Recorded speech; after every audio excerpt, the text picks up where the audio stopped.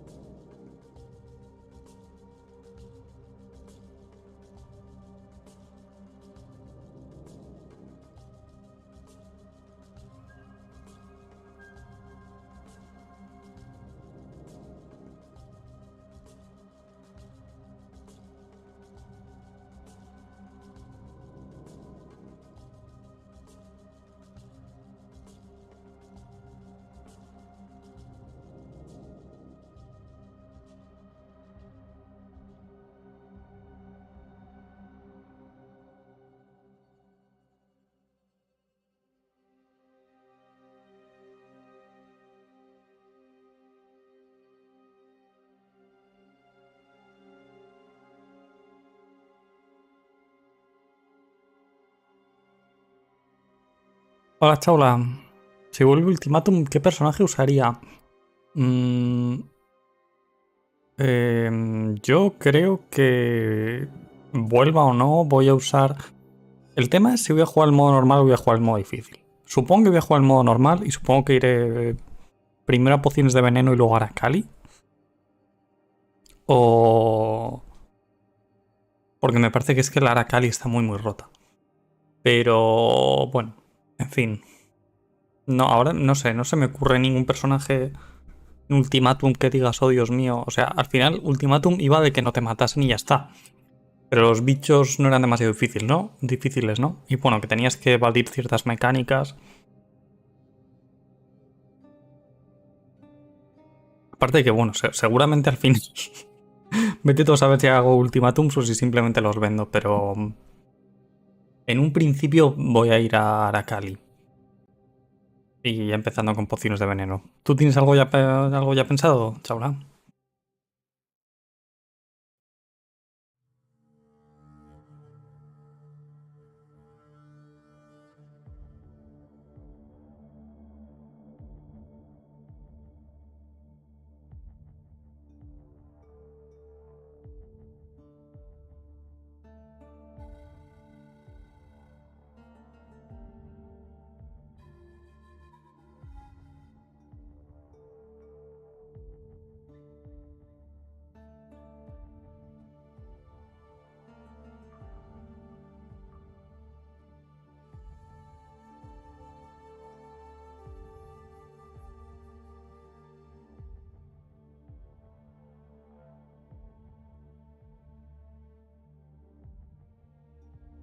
Wow, me doy una fotito nueva.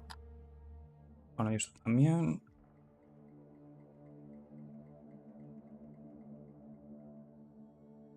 SRS veneno, si no lo matan.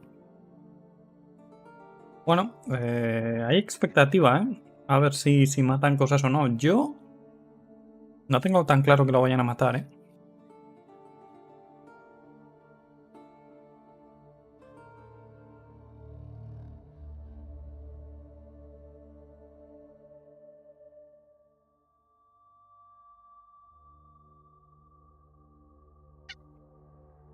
Mm,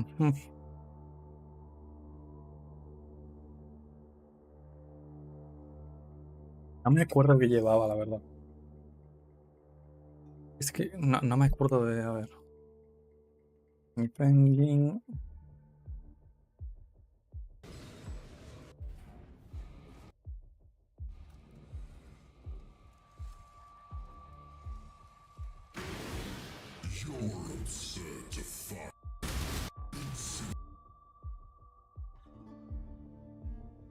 A ver, seguro que hay cosas que sobreviven. Yo creo que sí, ¿no? Quiero decir, no es que esté más roto que, por ejemplo, lo que hace la peña con el orbe. Con el orbe de invierno y cosas de esas, ¿no? Que se pasan los jefes por el forro ahí sin vida y tal. Esto tiene pinta de ser más o menos.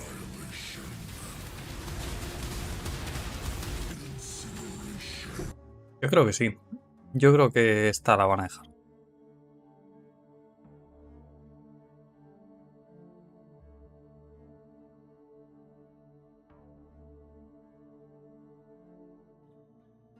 Dijeron que el amuleto se va. Que no me acuerdo qué amuleto lleva a ver. Amuleto. ¿El Ases? O sea, que se va el Ases. Las cenizas fuera.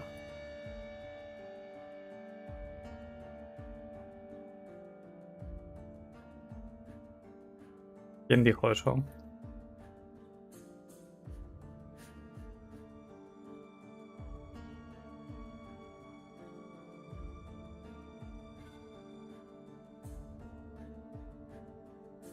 Ah, el anillo. Ah, bueno, claro, si no hay anillo no hay nada más que hablar.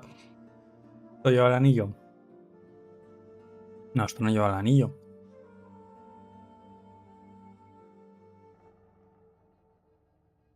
Esto lleva la cosa esta que no sé para qué sirve.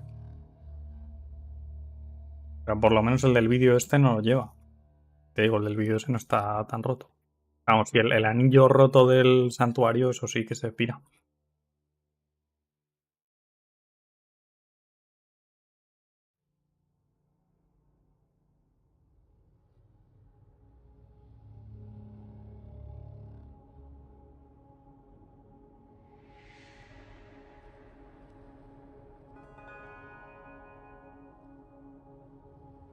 Claro, es que esto va con el Chaco.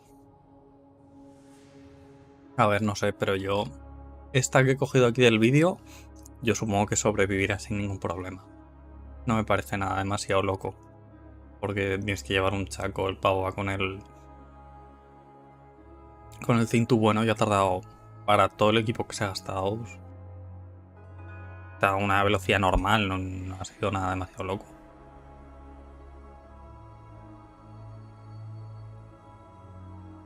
En fin.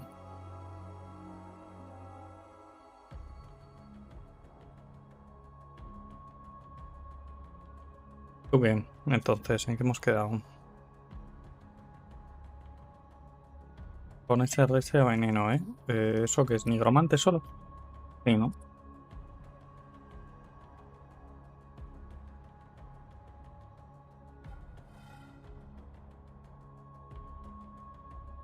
¿La has probado ya o...?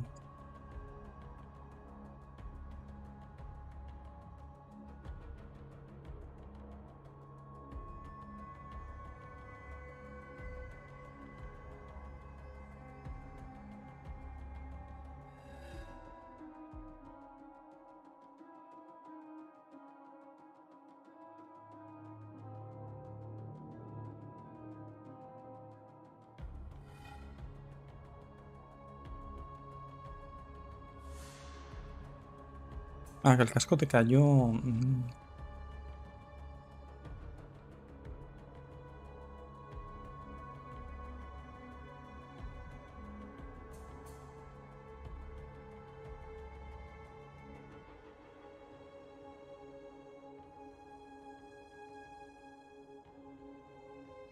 No sé, a ver. SRS es un muy buen personaje ahora. Yo creo que simplemente le ha dado mucho bombo el tener el santuario, porque era la mejor habilidad para el santuario, ¿no? Tirabas los bichitos, iban en la dirección que les enviabas, lo mataban todo, estabas ahí escondido. Pero sin eso, vas a ser un buen personaje ya, ¿no?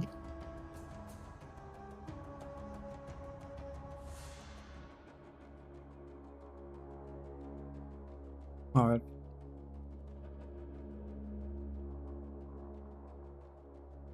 Día 4.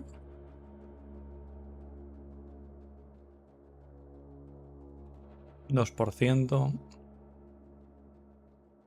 Semana 1.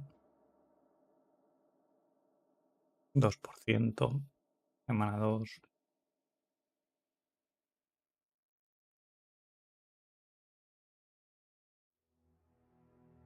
2%. Semana 3.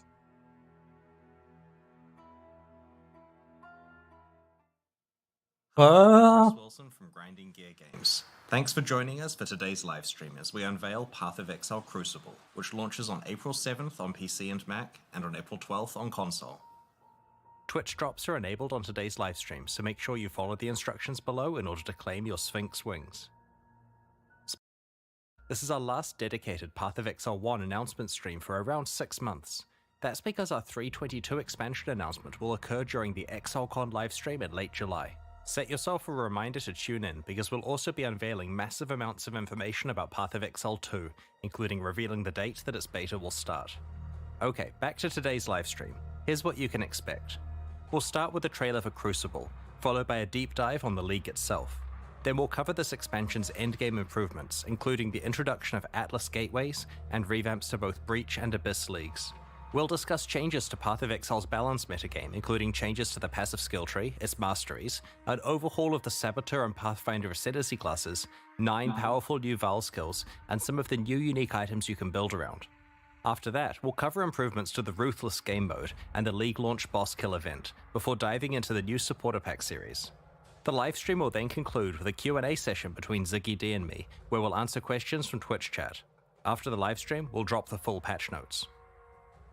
Let's get started with the trailer for Path of Exile Crucible.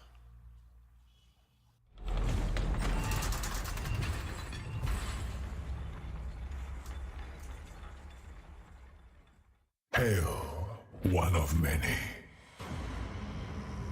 Eons ago, my kind walked the molten surface of this world. Now, we seek a champion.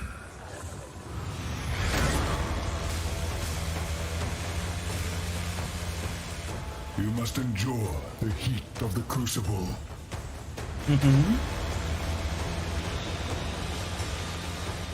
To forge weapons unlike any Rayclast has ever seen. Todo armas. Mola. Mola. Take up the power of the O Titans sea que tanto únicas como raras. and bring obliteration.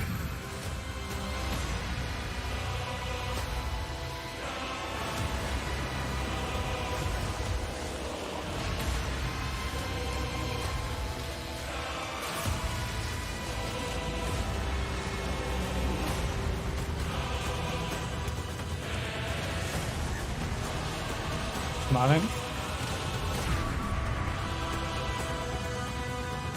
Eso es bien.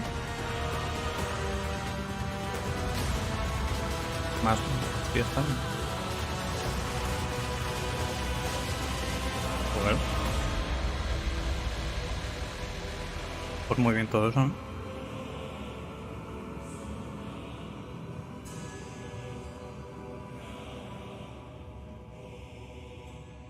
También las ascendencias.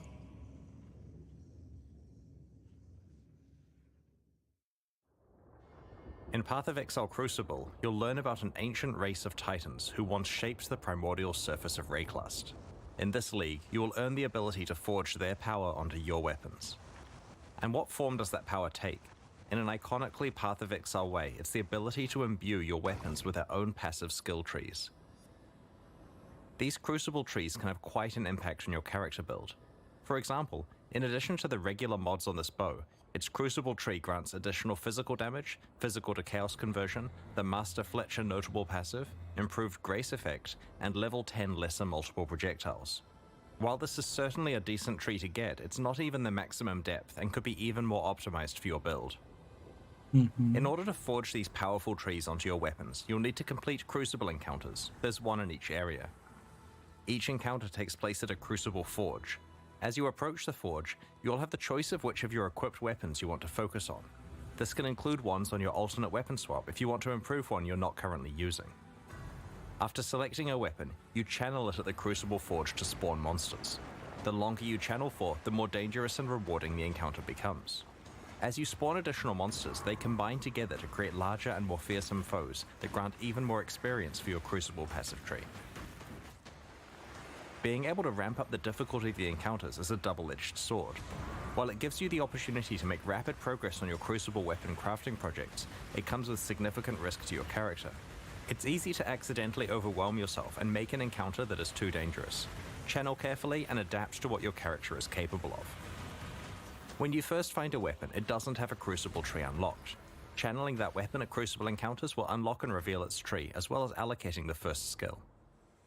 You can only allocate one skill at each tree depth, so you'll need to decide which path through the tree is best for your build. As you get deeper into a tree, more and more experience is required to unlock skills.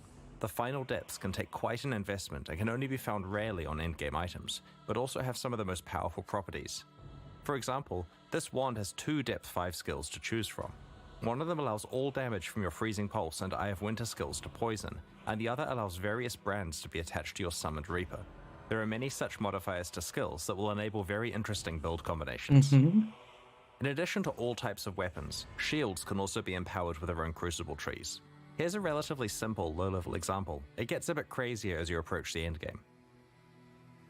Speaking of the endgame, in endgame Crucible encounters, you'll occasionally find igneous geodes, currency items that can be cracked open to reveal a primeval remnant. This is a map-like item that grants access to the Forge of the Titans, the culmination of your Crucible journey. These primeval remnants always generate as rare items. Half of their mods are upsides and half are downsides. The upsides generally increase the rewards of the area or add special crafting options. For example, causing monsters to drop divination cards or magmatic ore, a form of tradable itemized Crucible tree experience. The downsides are quite punitive compared to most endgame maps. Ideally, you want to find a primeval remnant that has really rewarding upsides alongside downsides you can handle. If you don't think you'll survive a visit to the Forge of the Titans, trade the remnant away to someone else and gamble on cracking open another geode. If you survive and manage to reach the end of the area, you'll find the aforementioned forge, which allows you to merge crucible trees on 2 items together. The way this process works is that you provide 2 items of the same class.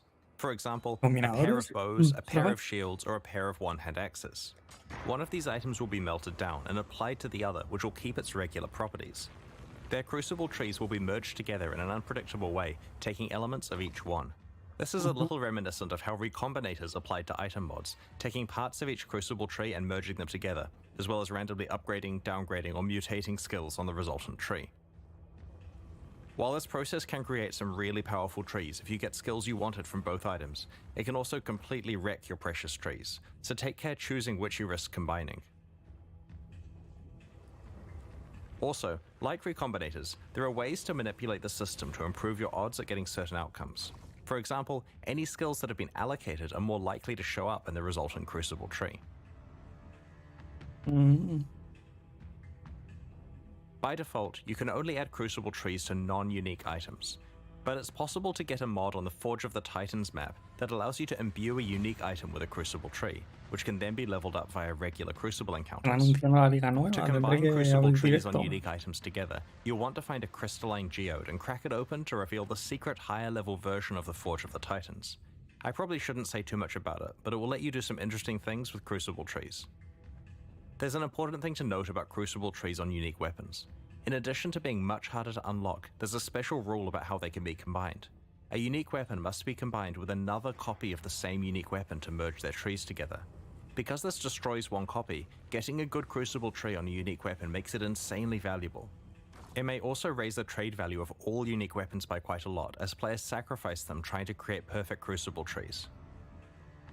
Occasionally, you'll find a crucible passive skill tree with a special skill that indicates that the item will sell to vendors for a specific item in addition to its regular sale price. These vendor skills usually occur relatively deeply in the tree, so take some effort to allocate, but usually don't block skill choices you'd make when leveling the item up for use. The presence of these skills presents you with an interesting choice about whether you want to use the item or sell it to a vendor, and whether you want to spend your crucible experience either revealing new trees to hunt for good skills, leveling up items to use, or leveling up items to sell. Crucible also features its own unique items you can earn. For example, El Abin's Visage, a unique helmet, is special in that it's the only armor piece other than shields that can receive Crucible passive skill trees. Wearing it allows you to double down on certain properties that are only available through these trees. There are several other unique items exclusive to Crucible for you to discover in this league. Crucible is a dual combat crafting league with a focus on encounter difficulty scaling and deep weapon customization with a power level that we have never seen before. Without a doubt, some of Path of Exile's most powerful weapons will be forged in Crucible. We can't wait to see what you manage to create. Like all recent Path of Exile expansions, Crucible includes a lot of changes with the goal of improving Path of Exile's endgame. One area we wanted to address was mobility on the Atlas passive tree. Often, you'll find yourself in a situation where you want to specialize in leagues that are on entirely different sides of the Atlas tree, or maybe you want to focus on the type of altar that isn't near the leagues you have picked. To solve this, Path of Exile Crucible introduces Atlas Gateways. These are nodes that you can allocate on the Atlas tree that allow instant travel between 2 locations. There are 3 pairs of gateways, each allowing travel from the left side of the tree to the right side, or vice versa. Each end of the gateway consumes 1 Atlas skill point to allocate, but will potentially save you large amounts of travel points. In this expansion, we're targeting a couple of endgame leagues that have fallen behind other leagues on the Atlas tree. Let's start with Breach. In the live version of Path of Exile, there are 5 tiers of Breachstone. In Path of Exile Crucible, we're raising the area levels of Breachstones to a much higher baseline level. 81 for elemental ones, 82 for physical, and 83 for chaos. Now that the regular breachstones are much higher level, we have retired charged, enriched, and pure breachstones. They will be converted to regular ones. We have also changed how flawless breachstones are acquired. Previously, you could only get them from Maven invitations, but we prefer access to the hardest breach content to actually come from playing Breach. Now there are 2 ways to get flawless breachstones, through blessings, which are now rarer as a result, and through a skill on the Atlas tree. Vale, mola. Ahora, We've also improved the pacing of breach encounters. Estaba bien como las Previously, conseguías breaches antes. felt pretty good early on, but quickly tapered off in density to the point where you wanted to abandon the breach because it just felt like not enough monsters were spawning. Our changes now keep breaches feeling dense throughout, leaning more on the side of it feeling overwhelming towards the end of the breach. We have also reduced the duration of breaches so there is constant monster pressure and you can get on with your mapping sooner. There are a whole bunch of other breach changes that you can read about in the patch notes, such as changes to the Betrayal Research Safehouse, Breach Scarabs, Breach Stones from Kirik missions, the Breach Harvest crafting option, the Fragment Stash tab, Divination cards, Breach unique items, Atlas passives, and so on. We're also revamping Abyss in a similar way. Abyssal Depths now always contain an Abyssal Lich. Previously, the prevailing gameplay was to check the loading screen art of an Abyssal Depths to see if it contained a Lich, and bail out if it didn't. Now, the Depths always contain a Lich, removing the need for this step. While the rate of encountering Abyssal Liches is unchanged, Abyssal Depths are rarer than before. However, Abysses now have a chance to spawn a Stygian Spire in place of their reward chest, which will drop all of the jewels and other items you'd normally receive, as well as a Stygian Vice. In addition, you're guaranteed to always get a 4-hole Abyss alongside your Abyssal Depths. Previously, Abyssal Depths could only spawn immediately after a single Abyssal hole, which prevented you from getting full value from the Abyss. The Lightless Legion notable passive has been replaced with a new skill which grants Stygian Spires in your maps drop items with +1 to item level. This is intended to allow players to continue to be able to obtain item level 86 Stygian Vices and other base types as a reward for specializing in Abyss. The small passives leading up to this notable passive have also been replaced. We've done a balance pass on Abyssal Lich encounters to make them more appropriately difficult relative to the current standard of endgame encounters. Abyss uniques have had some balance attention also, and the details are in the patch notes. Overall, these changes should ensure you can play a wider variety of leagues in the endgame, both through being able to access them more easily and because Breach and Abyss now feel far more modern and competitive with other popular league content. A big goal of the Crucible expansion is to provide a lot of new ways to build characters, and to breathe new life into older builds. To achieve this, we're doing two things. Firstly, we have created many more interesting options for one of Path of Exile's core build systems, the passive skill tree, by overhauling many of its masteries. Secondly, we have revamped two specific Ascendancy classes. As we reviewed the masteries on Path of Exile's passive skill tree, we realized that a lot of the choices were rather bland and could be a lot more exciting. We went through the masteries one by one and tried to come up with as many interesting stats as we could, ignoring what was currently there. Once we had a short list of high quality stats, we added in the existing ones that used to be on each mastery and picked the 6 best. All of the leftover ones have been saved for later or used in places like unique items. This process was performed on approximately half of the masteries on the tree, initially targeting the ones that needed the attention the most. Previously, some masteries only had 4 options, so we've tried to increase as many as possible to 6 options. We've also added a couple of new mastery types that we felt were missing.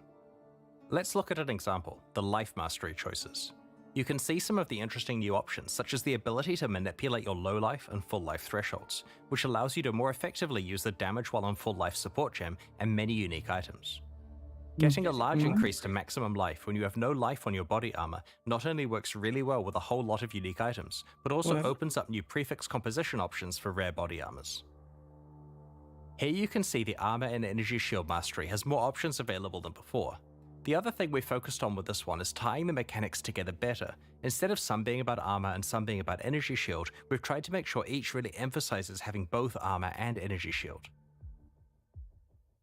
On the Leech Mastery, we've combined the 3 increased life mana and energy shield recovery stats into one choice that affects all of them. The space we've freed up has been used to add some powerful new options, such as a portion of your Leech applying instantly.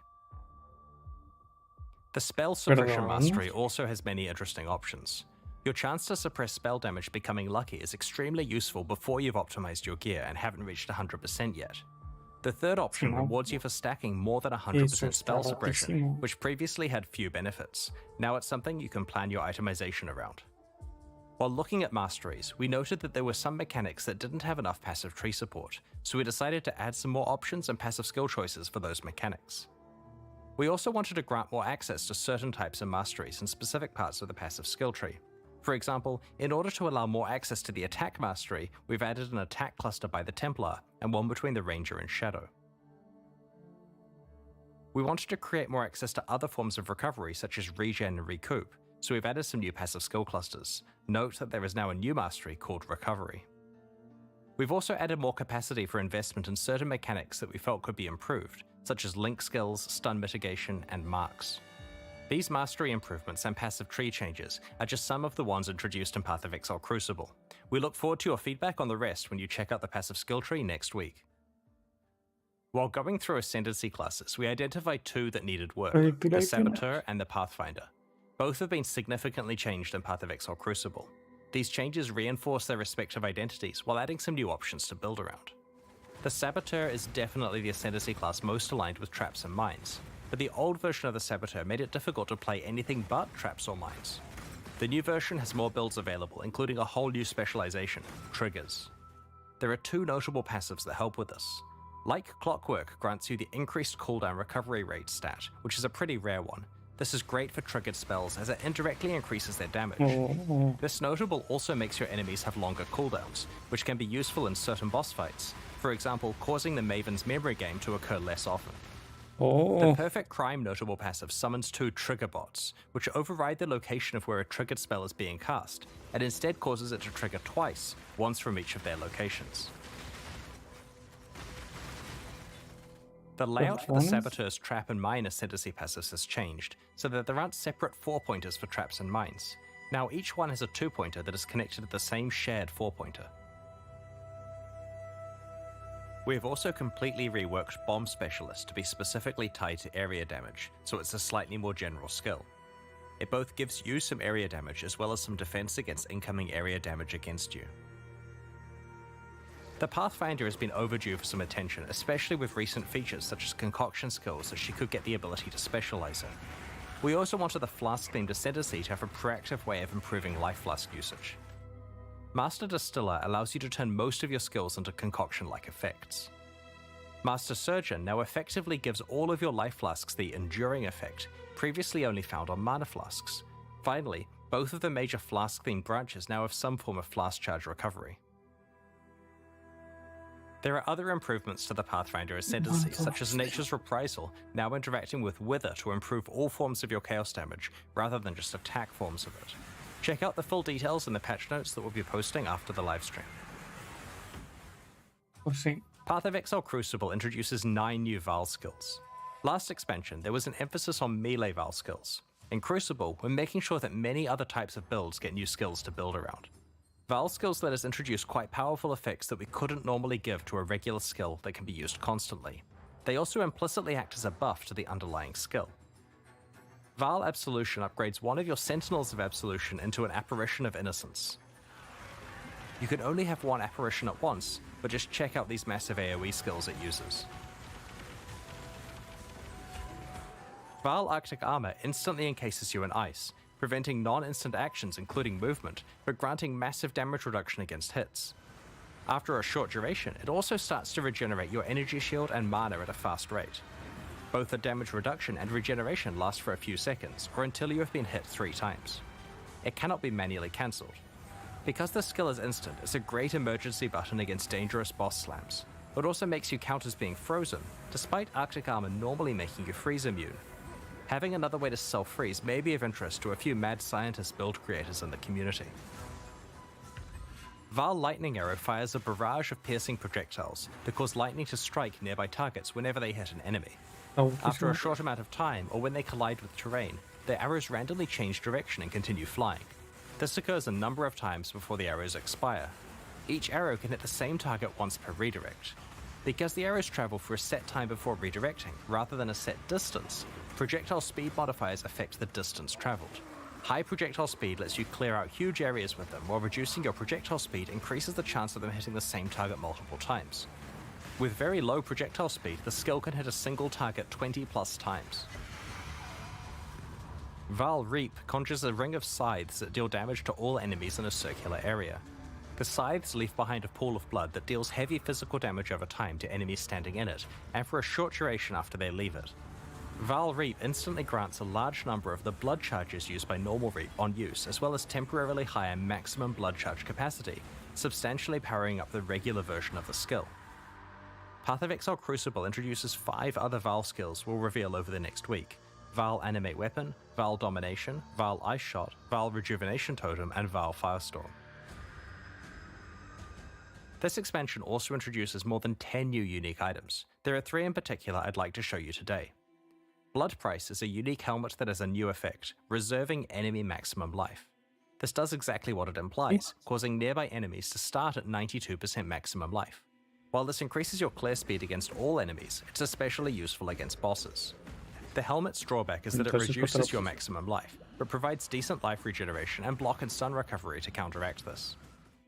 Tainted Pact is an amulet that causes chaos damage over time to heal you while you're leeching life.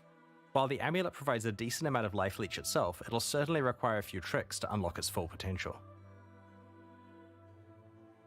Widow Hail is a unique bow that is different from any other bow in Path of Exile. As a weapon, it does basically no base damage and doesn't grant any stats of its own, but it does dramatically increase the power of mods provided by your quiver. Needless to say, this could produce some pretty ridiculous outcomes with good rare or unique quivers. We'll reveal some of the other new uniques over the coming week. Ruthless is a game mode that we released alongside the Sanctum expansion late last year. It's designed around extreme item scarcity and is challenging because you're constantly behind the item power curve. So far, it has found a very passionate audience of players who love how rewarding item drops feel in such an austere environment. We have some small improvements to Ruthless and Path of Exile Crucible. Firstly, Eternal Orbs are back in Ruthless. These are an extremely powerful currency item that allows you to imprint an item and restore it if you're unhappy with the result of crafting. We disabled these game-wide 7 years ago because they were far too powerful when combined with all of the different crafting options Path of Exile offered at the time. Ruthless does not have the base game's crafting feature set, so we have enabled Eternal Orbs to drop in Ruthless, albeit extremely rarely. Ruthless now has its own set of challenges to complete. Like the ones in early Path of Exile, there are a total of 8, and they're very difficult. Like we've done in the past, we're hosting a boss kill event at the start of the Crucible Challenge League. It'll be held in Ruthless Hardcore Solo Self-Found and will require you to kill both the Uber Searing Exarch and the Uber Eater of Worlds, making it by far the hardest event we have ever run. The first place winner will get to work with our design team to add a new unique item to Path of Exile. They'll also receive a transferable Ultra VIP ticket to ExileCon in July. If they aren't able to attend or already have a ticket, then they are allowed to sell this one as they see fit. Second and third place finishers will receive a transferable VIP ticket to ExileCon that can also be sold at their discretion. If you'd like to enter the event, just create a character in Ruthless Hardcore Solo Self-Found on launch day. Best of luck to everyone. On the weekend of July 29 to 30 New Zealand time, which is July 28 to 29 for much of the rest of the world, we're going to be hosting ExileCon 2023 in Auckland, New Zealand. While tickets to the in-person event are very hard to get, we'll be streaming the entire event for free. At ExileCon, we'll reveal our latest updates on Path of Exile 2, Path of Exile Mobile, and the next Path of Exile 1 expansion. Make a note in your calendar, tell your friends, and don't miss it. The second day of the Path of Exile livestream culminates in a competitive race event between some of Path of Exile's best players. In order to select the 4 competitors, we're going to run qualifier events during the months of April and May. The winner of each event will receive a VIP ExileCon ticket, return flights to Auckland and accommodation, and will compete in the race event live on stage. All 4 qualifiers in the final event will be run on the 3.21 version of Path of Exile, which has received a fair amount of early game balance work that will change the racing meta quite a lot. You'll be able to read more in the patch notes. Once 3.21 releases next week, you'll be able to solve the new meta, practice No somos compete in dignos. the qualifier events, and hopefully win your place on stage in July. Alongside Path of Exile Crucible, we're introducing a few new types of microtransactions. An example I wanted to describe today is that of mannequins. These are hideout decorations that you can place to show off sets of microtransactions you have assembled. You can equip them with your spare micros and pose them in various ways. It's also possible to swap your entire outfit with a mannequin's one, which lets you easily store microsets to be retrieved later. Other new microtransactions coming up include wrapping paper, which lets you gift wrap items to hand to other players, or even drop in town for random people to pick up. Today we're launching 2 new series of supporter packs, the Lithomancer and Enchanter packs. Each tier contains the pack's full face value and points, alongside several exclusive microtransactions. These packs are only available for the duration of the Crucible League, and will leave the store forever when it ends. As always, the microtransactions in these packs are purely cosmetic and do not affect your character's power or progression in any way. The Lithomancer series of supporter packs contains 6 exclusive microtransactions. The Tunnel Bear isn't just adorable, he will also take the place of the Crawler in Delves, lighting your surroundings and laying down cables. Apparently, this is what happens when your bear gets into a kilo of sulfite. might explain what happened to Nico. The Ring of the Demon Slayer attempts to exorcise rare and unique demons when you hit them. The souls of defeated demons are banished to the depths below.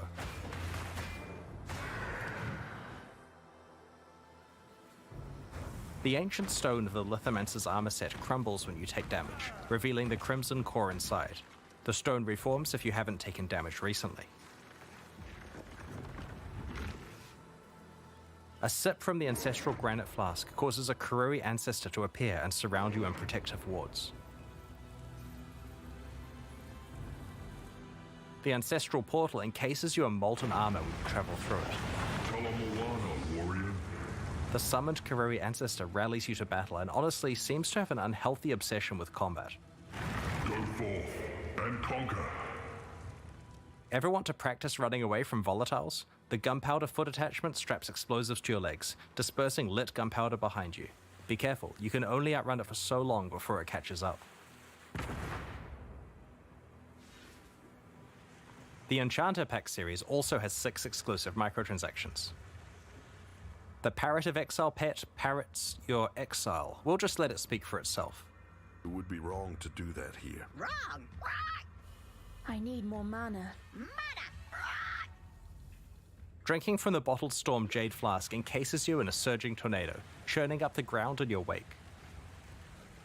If you stand perfectly still while wearing the enchanted armor set, it will attract butterflies to flutter around you. Be careful not to disturb them. Sick of high-fiving giant purple appendages? The Ritualist's Breach Ring visually transforms breaches you find into occult summoning circles. The Enchanter's Crafting Bench replaces the normal crafting bench in your hideout with a suite of tools fit for a master artisan. The various crafting stations burst into life as you use them. If you've ever wanted to remind your character who's really in charge, the Puppeteer's back attachment has you covered. It truly is the sinister presence pulling the strings. These new packs are available right now at pathofexile.com/purchase. Purchases like these directly fund the ongoing development of Path of Exile 1 and 2. Meanwhile, the Forge and Gemling packs leave the store forever at the launch of the Crucible League, so now's your last chance to purchase them. Thank you for your continued support. We're about to start the Q&A with Ziggy D. After that, we'll post the full patch notes for Path of Exile Crucible. As we approach release next week, our community team will post Crucible's challenges, information on how to update your item filters, more skill gem details, and information on how to prepare for Crucible's launch. On release weekend, we expect to launch the new Mystery Box and this season's Kerrick's Vault Pass, which can be purchased with points and has a new free track available. Thanks for joining the stream today and checking out Path of Exile Crucible. We can't wait to forge some powerful weapons with you next week. The Q&A will start shortly, so please get your questions ready.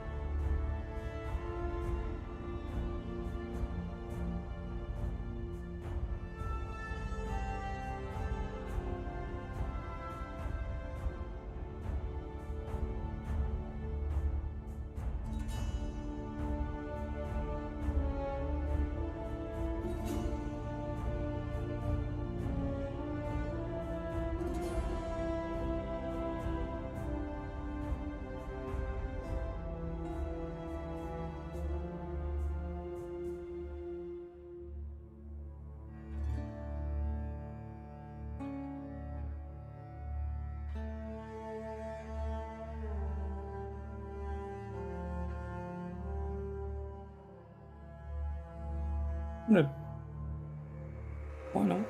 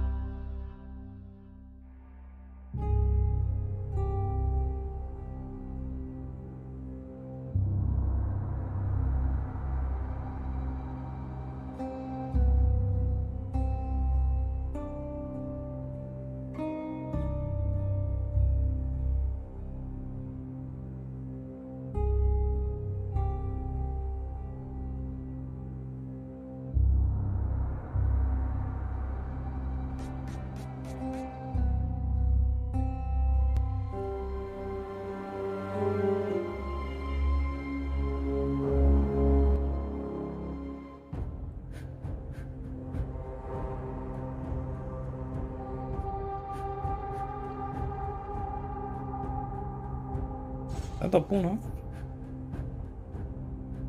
Está top 1.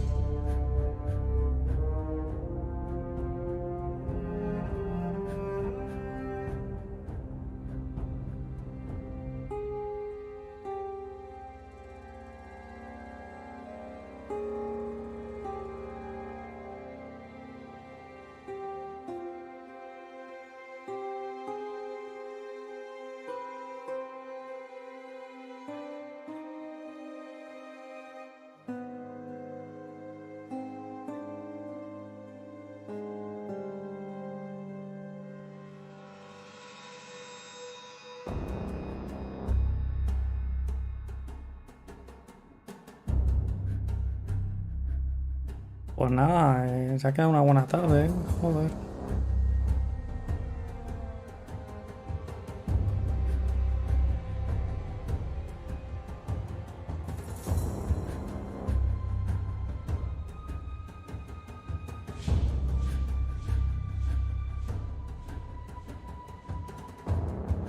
Uf.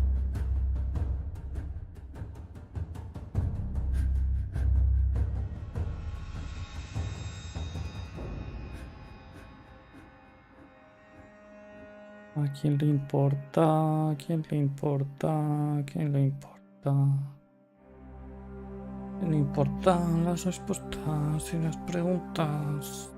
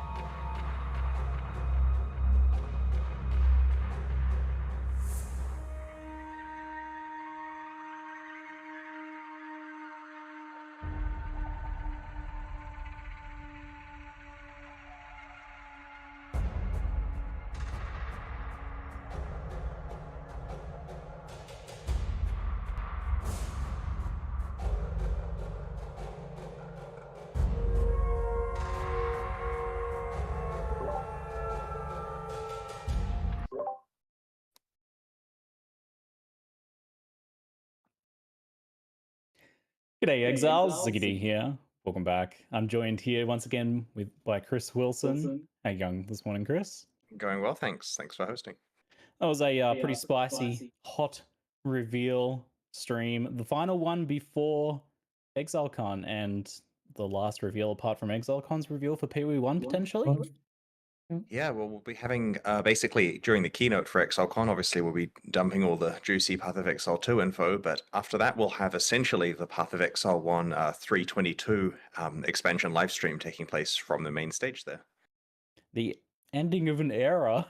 It's kind of bittersweet. A decade of Path of Exile action at this point coming to a close, but moving into Path of Exile 2, obviously very exciting. So we won't be probing into that too much here because that is for ExileCon. So for now, Yep. let's talk a bit about Crucible.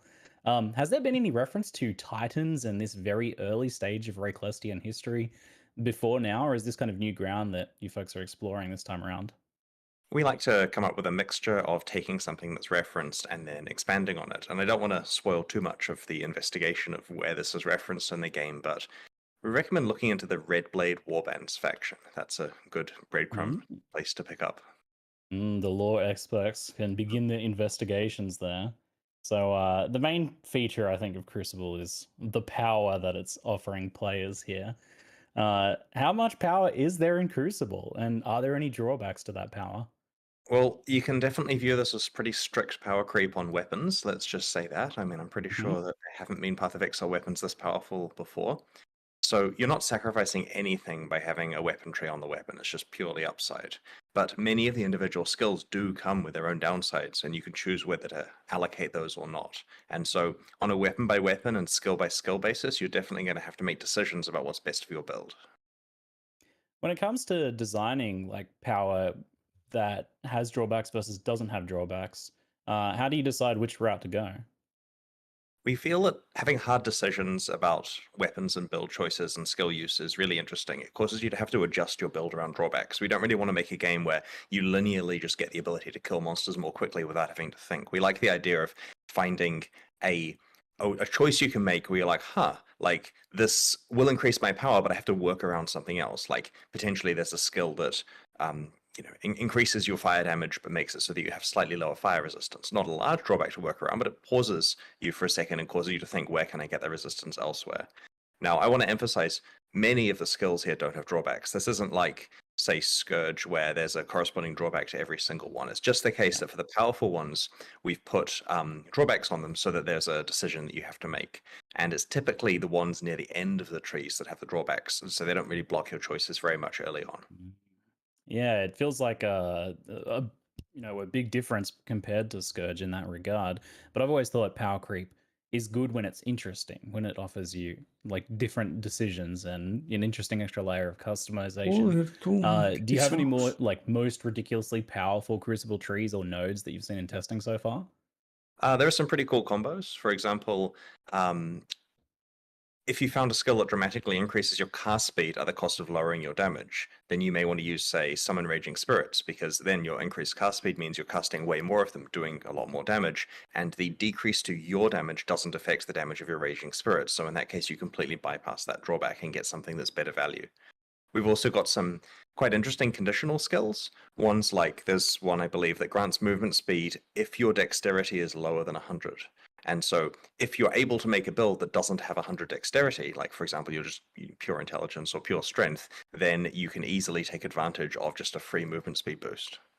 I wonder what the option is for low int characters. Could something like this ever go core in Path of Exile, or is it just too powerful? Like it seems, I look at this and I think, no way is that going core. We intentionally do not have any discussions internally about whether something's going core until we've let people actually play the league and get some feedback on it, because it's premature if we think, yeah, this can go core and then everyone hates it, or vice versa, then that's an issue. So we throw it out there, see what people think. When we do integrate leagues with the base game, we typically do make changes to make them appropriate for integration. Like one of the many topics for this coming year is what are we doing about Sanctum, for example? And certainly there's discussion there about how we would make Sanctum appropriate for base game integration if it is going core. With these items having these Crucible trees and everything, maybe the league doesn't go core, but these will go to standard in some capacity. Will they work in standard? How will that work? They will work in standard, yes. Ooh. So you can rip them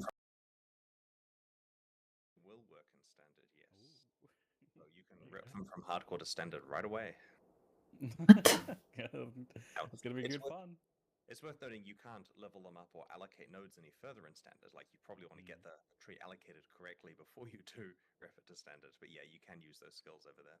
I imagine there's a lot of experimentation as Algo well. así. Because you potentially want to, like, looking at the end game of this is to level up multiple different weapons, selecting the best nodes, and then combining them together until you get like a blend of your perfect ideal nodes. And I imagine that could take a while to get the perfect one. Certainly, yeah. There's a lot of cool stuff that can happen that we learned from recombinators. So there's ¿Puedes recombinar las que ya has recombinado una vez? Uniques, for example, the grind is even larger. Like we're really excited to some extent about how the concept of, let's say you want to have a like Starforge or something that's got the best. ¿Sabes? How would you actually do that? And it requires quite a concerted effort from most of the community of online players to achieve that, but possible. Now, can you respec or change those Crucible node allocations? Yeah, if a skill has been allocated, like as in you've chosen the skill, you've got all the experience towards it, you're gaining the benefit from it and so on, then you can scour it with an orb of scouring. So that will unallocate that last node there. And then for the ones that you're working towards that you haven't allocated yet, you can instead retarget the effects, the efforts of the next Crucible encounter you do towards a different node. And I wish I had a graph up so I could demonstrate it. But essentially, if I'm halfway through leveling up to one of the two choices I have at a certain intersection, and I instead want to work towards the other one, I can just freely swap across. And once it's ¿Cómo cojones tienes la configuración de la pasiva del árbol? Se pueden tradear. Se pueden tradear, gente. Se pueden tradear. Esto va a ser una locura. Porque es muy personal. O sea, tú tienes 2 amuletos de Karui, ¿vale? Y de repente los tienes subgradeado de tal manera de que pueda ser inmune a los ailments.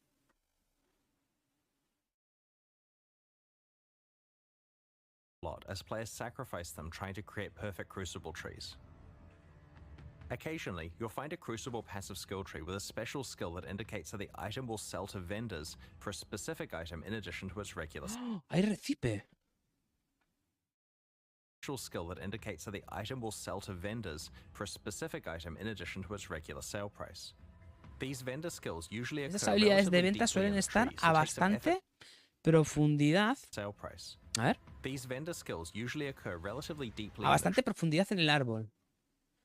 Te dan adicional Divine. Pero estos son bufos que te van a dar cuando uses tú esta skill. O sea, si tú equipas esta skill y tienes este nodo, si te cae un Divine te tirará 2, ¿no? ¿Cómo te he timado, Leo? No creo, tío. ¿No te ha gustado? Esto es hermoso, ¿eh? ¿No te parece guapo? Me parece una locura. ¿No te ha gustado, Leo?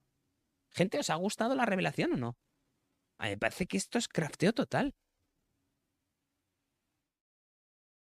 Ah, que si vendes el arma te dan un Divine. Ah, correcto. Vale.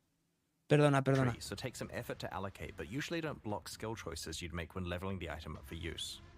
The presence of these skills presents you with an interesting choice about whether you want to use the item or sell it to a Entre usar el objeto y venderlo. vendor. Vale. And whether you want to spend your Crucible experience either revealing new trees to hunt Vale, for the vale, hay que skills, vender. Vale, leveling vale. up items to use, or leveling up items to sell. Crucible also features its own unique items you can earn. For example, El Abin's Visage, a unique helmet, is special in that it's the only armor piece other than shields that can receive Crucible passive skill trees. Recibir árboles de pasivas de crisol. Wearing it allows you to double down on certain properties that are only available through these trees. There are several other unique items exclusive to Crucible for you to discover in this league. Crucible is a dual combat crafting league with a focus on encounter difficulty scaling and En escalar la dificultad. A ver, esto es importante. Crucible is a Crucible es una liga dual de combate y fabricación centrada en escalar la dificultad de los dual encuentros. combat crafting league with a focus on encounter Tengo difficulty curro, scaling gente, and deep luego, weapon para el customization vídeo. with a power level that we have never seen before. Without a doubt, some of Path of Exile's most powerful weapons will be forged in Crucible. We can't wait to see Algunas what de you las, manage to create. algunas se las, ¿habéis visto? Algunas de las armas más poderosas de Poe se forjarán en Crucible.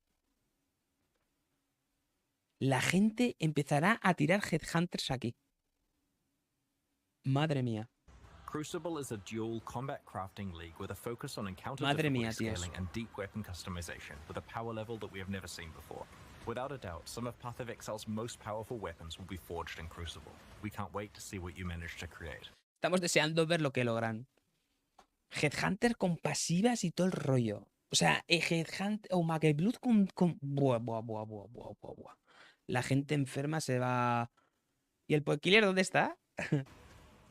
Like all recent Path of De Exile nada, Tolo. expansions, Crucible includes a lot of changes with the goal of improving Path of Exile's endgame. One area we wanted to Queríamos abordar la... Example, I believe, is that there is a mod which enables you to use. Is it a mod or a base property? Right, a mod on the map item that enables you to interact with corrupted items, for example. And so Vale. there are exceptions that you can bypass. I still believe you cannot do anything with mirrored items, right? Espero que no. Espero que no. Mirroring an Vale. item does copy the tree, but once Vale, you que know it's podéis... mirrored, it's Que hay unmodified. ciertos mods de estos mapas especiales que te van a permitir modificar los árboles pasivos de los ítems corruptos. Yes, I don't see why not. Alright, cool. Yes. Will Dancing Dervish benefit from the passive tree while the item is disabled? This is kind of feeds into questions like about energy. Es un nerf a things like con that. corruption. You've got weird contextual changes in how a weapon is used and classified. We certainly had bugs related to putting energy blades in the crucible. That was a fun time. Yeah, that was- Always. that was pretty- Always. Yeah. We'll have to look into it. I mean, I'm certain the QA team have gone through everything and fixed it all, but that wasn't percolated up to me. But we'll make sure the sensible outcome applies. Que puedas recombinar infinito. O sea, no tendría sentido. Crucible trees work. Will you be able to search for nodes on the trade site? We are trying to get that functionality, but it's worth noting the way that this works is the trade site is put together by one of our staff members who's very busy, and he only gets the copy of the league to go and do the trade site stuff like yesterday. Está a tope, tío. So he has a week to get Crucible support working, and so we're working on it. It's difficult in this case. We normally can easily, within a week, sort out any itemization stuff that came from a league. And in this case, it's quite complicated, as you can imagine. So we have no promises there. But yeah, of course, we wanted to work on the trade site. And it's worth noting we do have an API. So if the public want to take the API and implement it better than us or faster than us, they're welcome to do so. But in the meantime, yeah, we'll try to get it up. And we want it so that people can easily identify certain nodes and trade for the items. And my expectation is that it will probably be straightforward to find items with a specific node, but doing complicated searches involving combinations of nodes and other stuff will certainly not be possible initially. And so I think that the worst case scenario is players are going to be able to find a bunch of items with a node that they're looking for and then manually examine them to work out which one they actually want to trade for. And that's not a terrible compromise. In fact, it's personally how I prefer it to work, so the trade is a bit sticky. I know. The poor Nunca lo developer, though, tuvo. I imagine this is quite the nightmare on the web dev front, but I hope they take our energy and Path of Building also take our energy. Now, magmatic ore was something that was kind of just subtly referenced in there. It was said to be a way of having tradable, itemized crucible tree experiences. Hilarious comment. Eso estaba yo Can you pensando. tell us anything more Es un about nerf what al these trade. are and what they do? Right, so it's Crucible Tree experience rather than experiences, which means you gain experience for the tree that you Yeah, got. So you TFT. consume the magmatic ore, and it levels up your item as though you'd done encounters. And so it's worth noting, this is not meant to be the efficient way to level up items, right? It's certainly not the case that people are going to bypass the encounters and just go and trade for these and they never have to actually play. This is a really inefficient way of doing it, but it is possible. If you're currency rich and time poor and need to find a way to get that last bit of experience, then this is a way to do that. It's kind of like a faceter's lens being a single use item that grants the experience.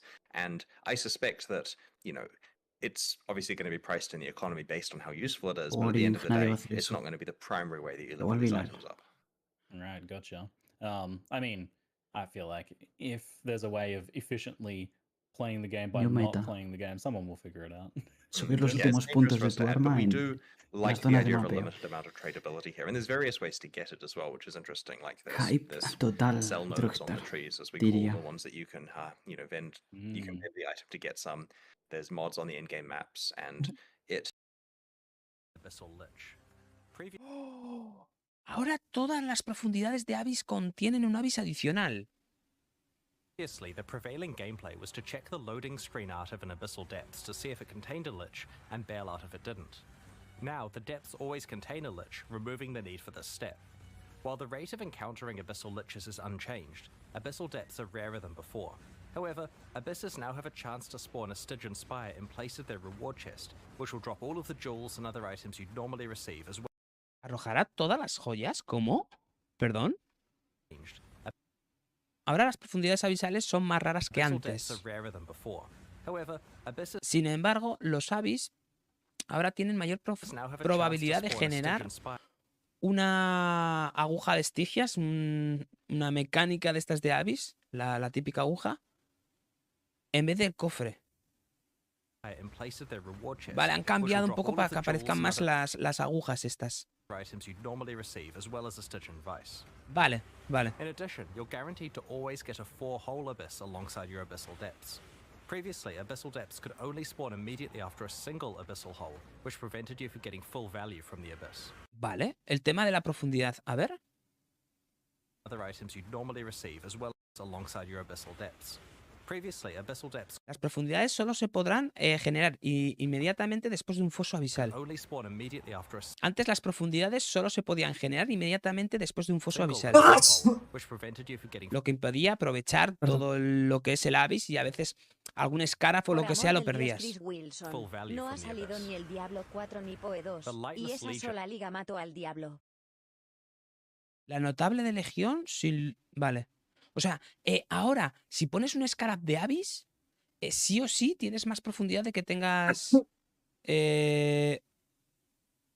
Bueno, es perjudicial, ¿no? O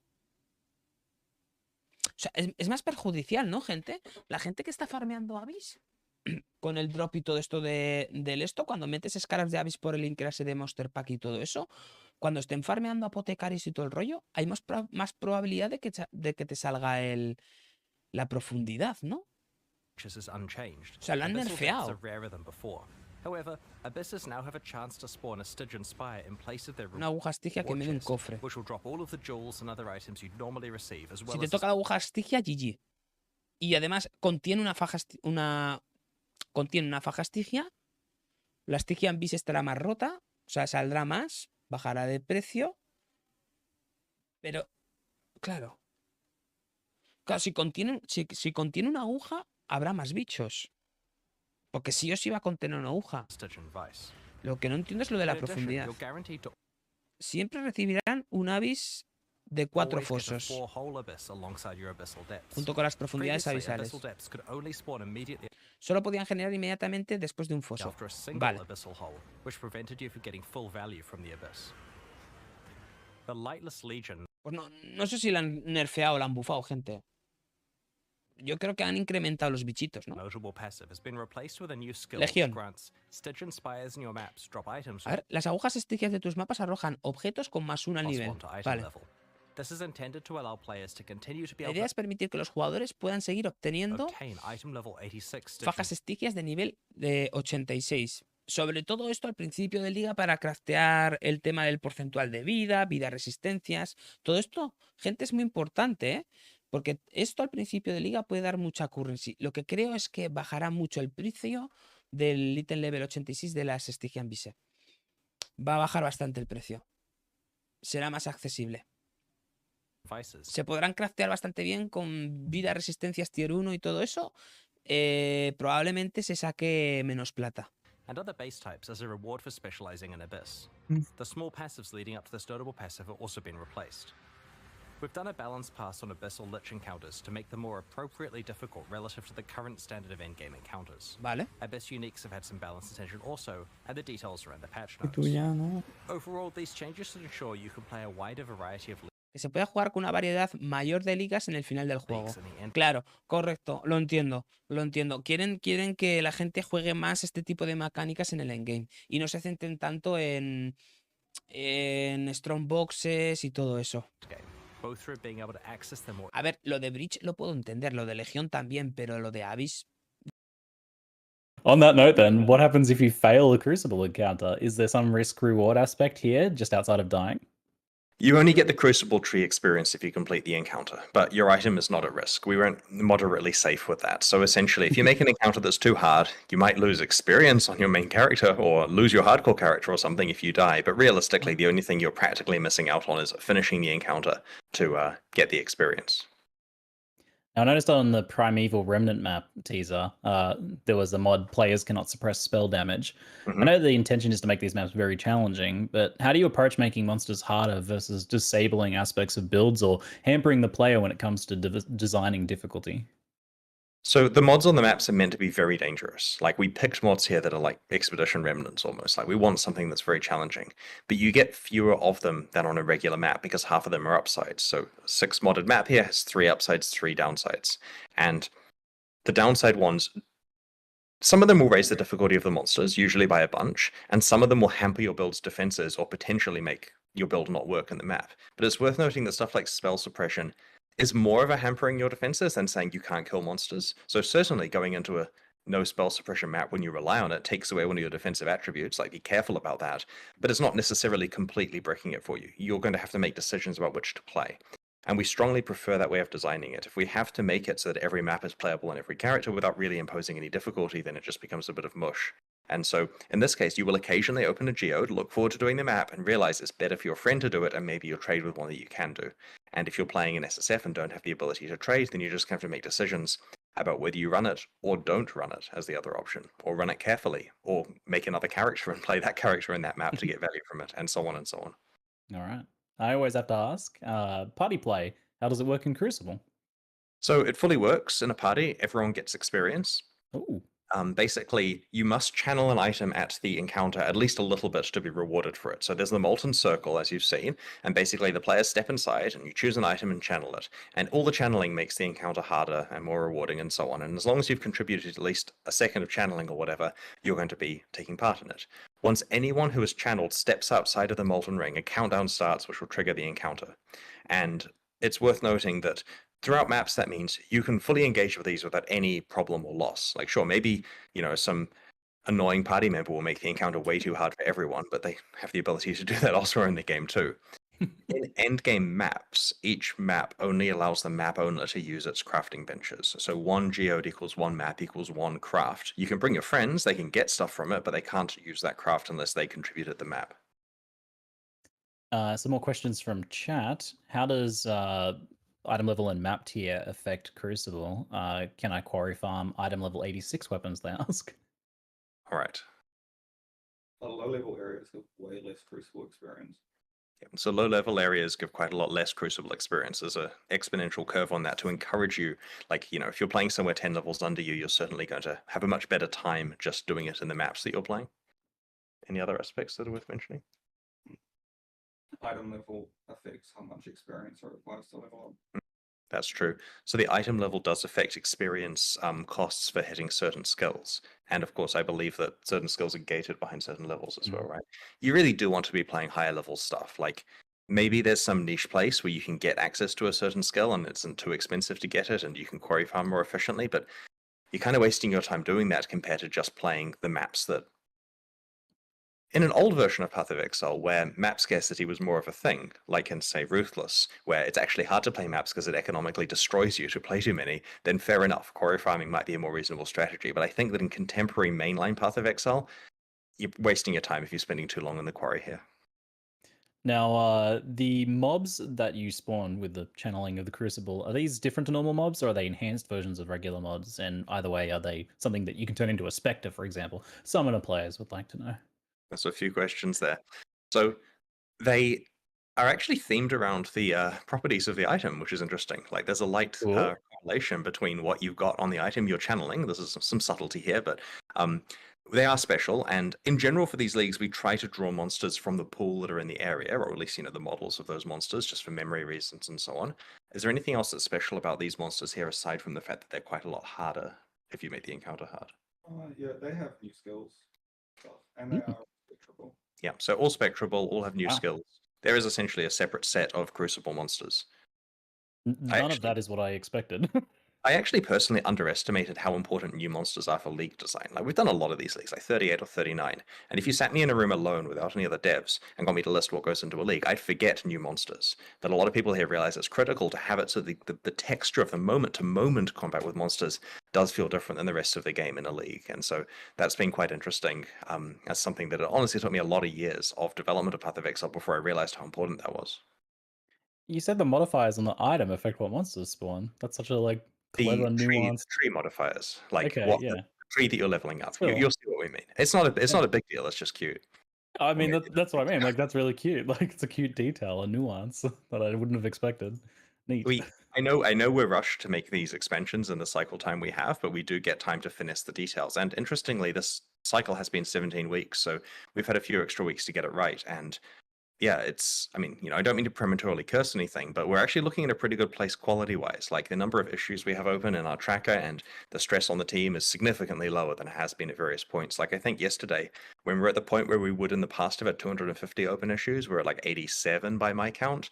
And so, I'm not seeing overtime being done outside of a little bit of preparation for the live stream the last few evenings. And so that's looking pretty good.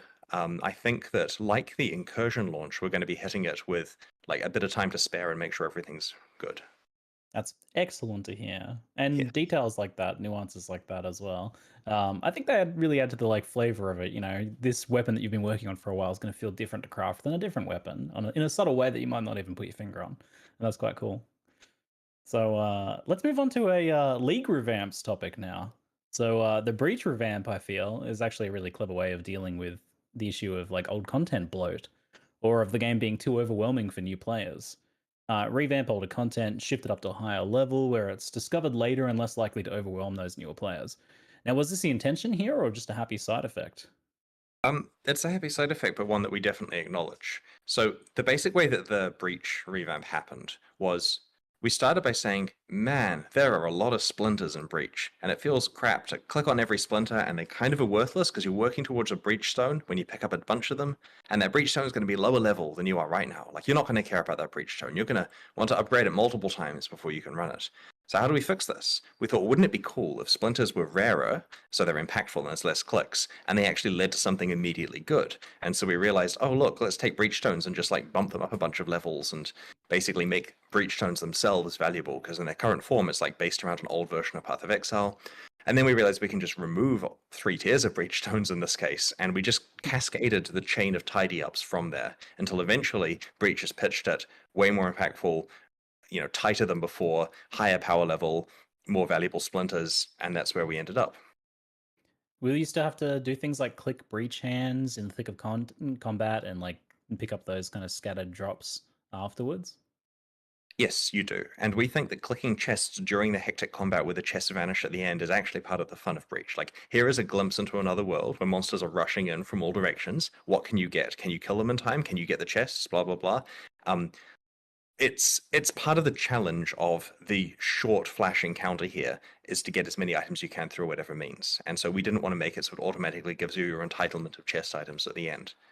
Now, picking up scattered items is annoying. I get that, right? There's no, this is not an intentional thing that we're trying to make the player have to run around afterwards and look to see if stuff drops. But we didn't find any good solutions that solved all cases, right? Like, during this process, there wasn't an easy way of sorting that out that fit in with the other changes we're making. But we're going to keep an eye out on feedback. It's certainly something we're open to changing in the future if we find a good solution.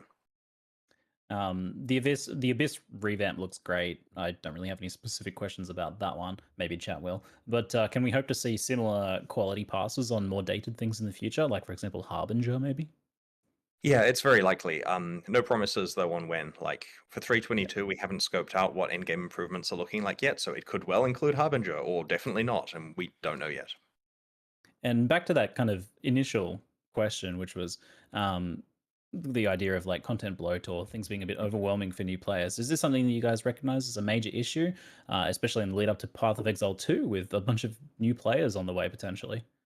We're always aware of the fact that Path of Exile is a complicated game with a lot of stuff going on, and your point about raising the level of Breach to take it away from, your introduction to maps is very valid. It becomes a thing where you know Path of Exile pretty well by the point that it's introduced, and it's difficult towing the line between... How to describe this? It's difficult towing the line between lots of content being available and content being introduced at a slow pace. One of our competitive advantages versus other action RPGs is the fact we have a vast library of old content that's fleshed out. But on the other hand, that can be a problem because for new players, when they have to understand 20 complicated systems or 50 complicated systems, it's sometimes easier to play other games that require less learning. So we're trying to make sure that many of these do actually feel pretty optional, and you get them, it's no problem for them to learn how Breach works several weeks into playing, potentially. A bunch of people are also asking if there's any news on Ultimatum. We have mentioned in the past that we have a plan for Ultimatum. That plan is definitely still happening, but not part of 321. Fair enough. I'll just check every time until. Yeah. Maybe it'll be announced at ExileCon. Maybe. Okay. Is Ritual being looked at for improvement? It got hit pretty bad due to the removal of +1 monster level watchstones. This is a question from chat. It hasn't been discussed yet, but as I mentioned, we haven't worked out the next set of in-game improvements, so fair enough. It'll be on the list to look at. Is there any plans to change Blight Atlas Tree notables? Half of them are there to guarantee Blight events when there's already Sextants and Scarabs. We actually did a pretty deep look at Blight on the Atlas Tree a few months ago, and there were some inconsistencies we wanted to tidy up. Again, I can't promise that's in scope for 322, but yeah, it certainly is something that we probably need to evaluate. All right. Talking a bit about now masteries and ascendancies, as there's some pretty big announcements there. One in particular that like really impressed me was the life mastery that gives 15% life if your body armor has no life on it. That kind of feels like a game changer in some ways. Body armor has always had really fierce competition, and whether something has life or not is a big part of the like evaluation there. So I really like this design overall, but we do have some unique items that have 5 to 10% increased life, and I imagine that might feel like a bit of a bummer if you want to use one of those. Well, in that case, you save yourself a passive point, and you get to, go pick a different mastery, and there are some powerful ones to pick instead. That's true, a lot of the other ones. We're not intending to go and remove life off those because of the presence of the mastery. That'll make me feel Es pretty por ahí, miserable. Rebel. Es que no sé por qué no me ha salido el That'd be such a mensaje. funny way to solve that problem. Yes. Find that no life.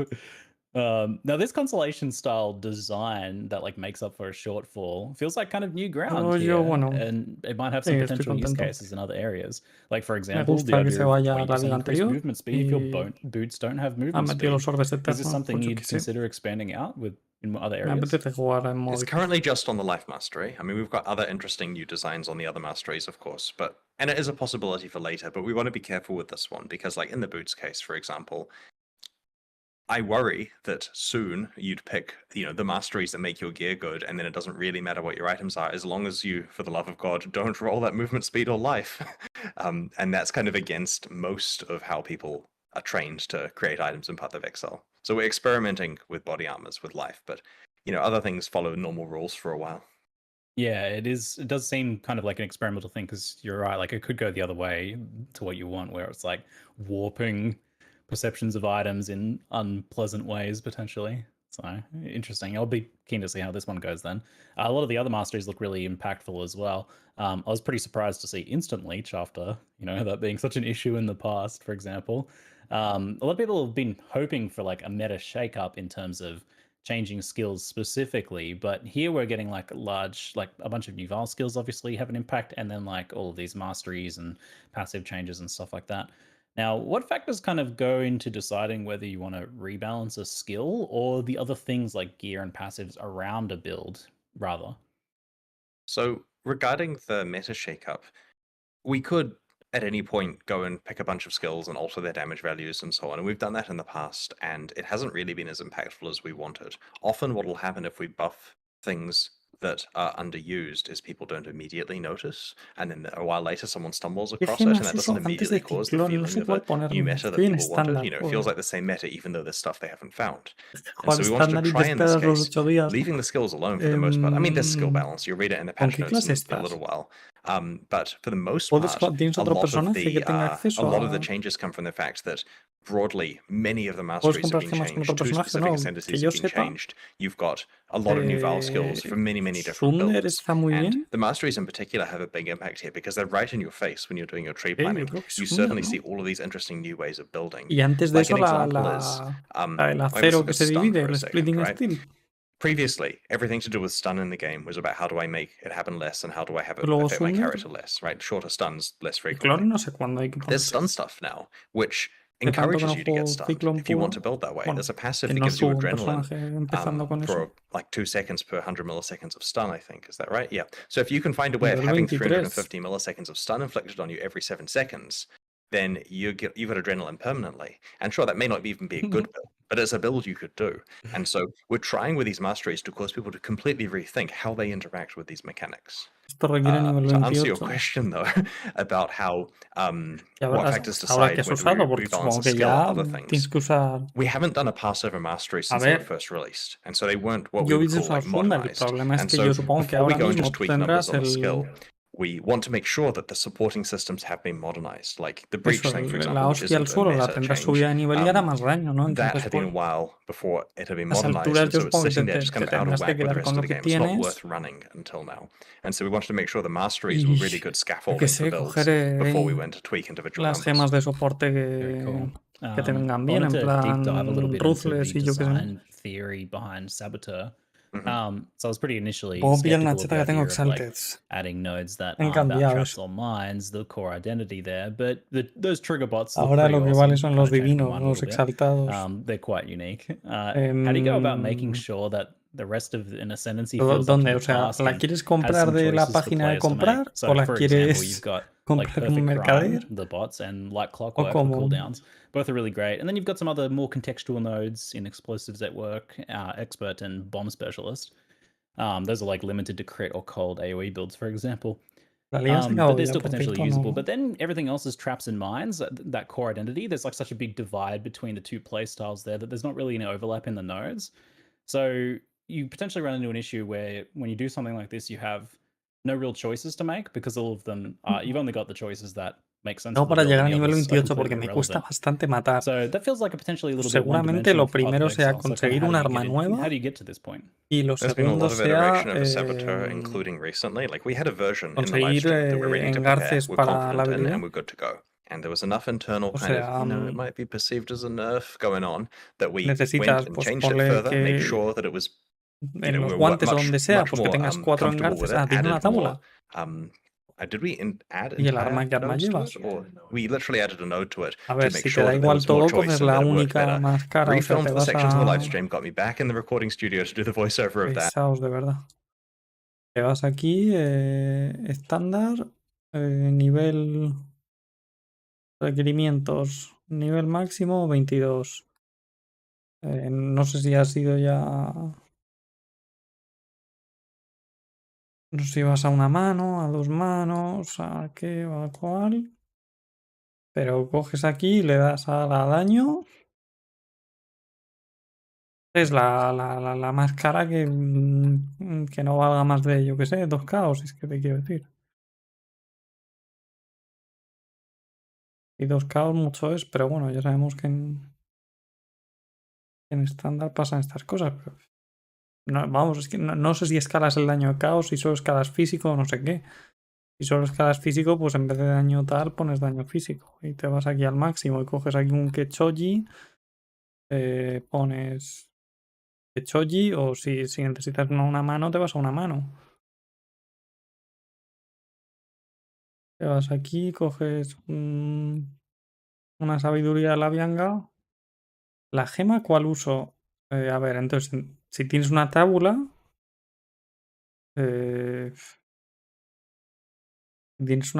tienes que... ¿En qué acto estás?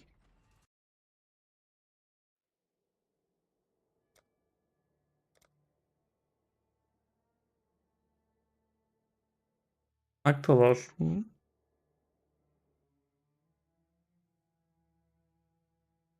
Entonces, a ver si carga 3 años sin jugar. Pues eso, que han cambiado los divinos y los tal, y ahora lo que mola son los...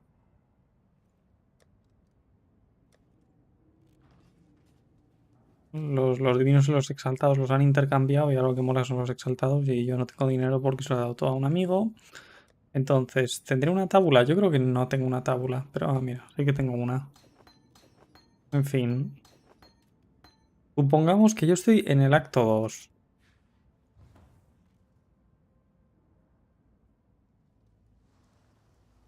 Tengo la... Entiendo que el pavo este, el duelista, empieza con... Ah, ya sé que es el 1. Que el duelista empieza con el Ruthless, ¿no?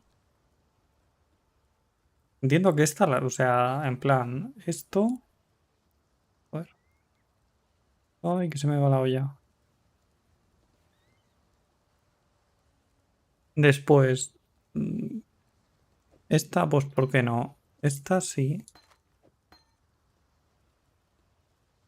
Esa no. Esta, pues, supongo.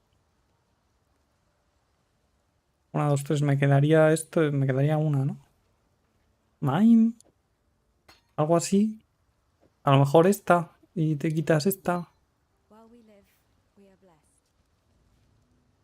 Porque en el acto 2 no creo que te den nada, ¿no?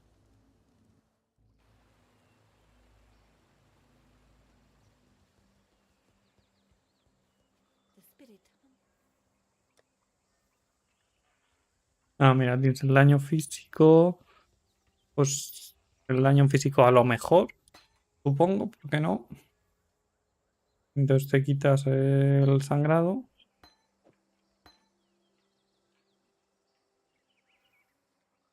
Esta, pues a lo mejor, yo qué sé, el heraldo, hombre, el heraldo estaría bien.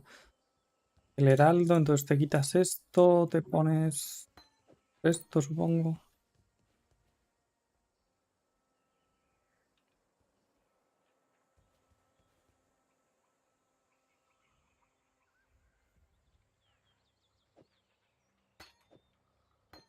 Algo así.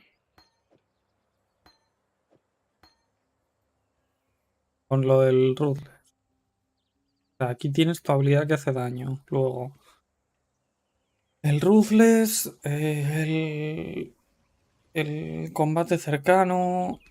Si llevas un hacha o una espada, que supongo que lo llevarás. Mime, porque, ¿por qué no? El Onslaught, que viene muy bien. Aquí en la última. ¿Pero qué habilidad me pongo? Pues la que hayas subido. Tú me has dicho que llevas la hostia al suelo, pues llevas la hostia al suelo. ¿No? Ya sé que es una mierda, pero es que así es la vida del jugador a melee, es toda una mierda. Ponte el Sunder cuando te lo dan. Otra. Ah, ¿quién ha sido? Tugas. Grave error, Zugas. Grave error. A la gente que ha venido, por favor, váyanse que os voy a deprimir. O sea, vaya. Me estaba durmiendo en el anuncio. Entonces, otra habilidad. O sea, ¿qué habilidades tienes? Es que no me acuerdo de qué habilidades te dan. ¿Qué sé? Sí, sí, soy un odiador total. O sea, lo odio todo. Compre- Tiene una decente. Es que no me sé los niveles, no sé a nivel 22. A ver, el tema es. Tienes esta. Esta se supone que debería valerte. O sea, yo no sé si es tanto problema de habilidad como de arma. A ver, ahora dónde estoy. Que si no es ciclone, leve. ¿Qué dices? ¿Qué te ha parecido? ¿Zugas? ¿No vas a quedarte para ver las notas del parche? Que es lo único que me interesa a mí. Es que, a ver, ¿las han puesto ya? Los pesados estos.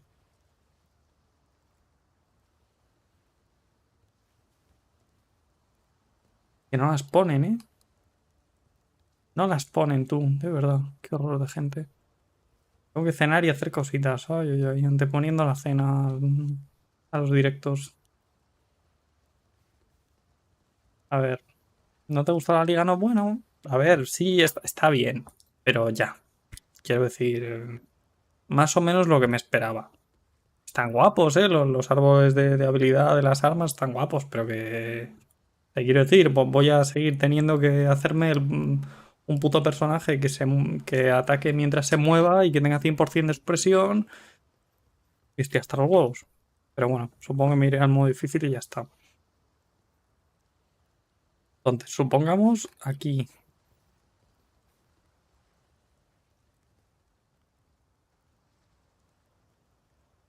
Aquí la peña lleva el Splitting Steel, tú, Suárez. Así que yo qué sé, pues supongo que irá bien. Yo es lo que hubiera hecho.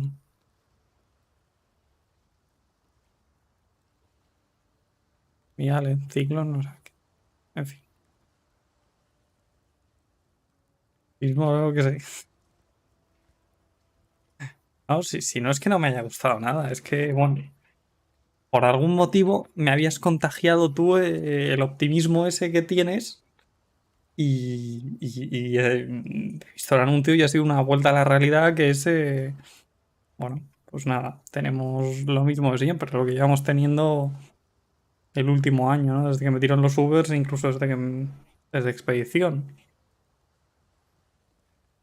Entonces, bueno, a lo mejor en las notas del parche, pues oye, nos llevamos unas gratas sorpresas y ya, pues eso, quitan la trampa sísmica, que estoy hasta los huevos y algo más, pero en fin. Ahora, ¿qué están haciendo de verdad? Porque es que pesadilla lo de preguntas y respuestas, ¿eh? No se callaban. Bueno, no se callaban o no se callan, porque no sé si...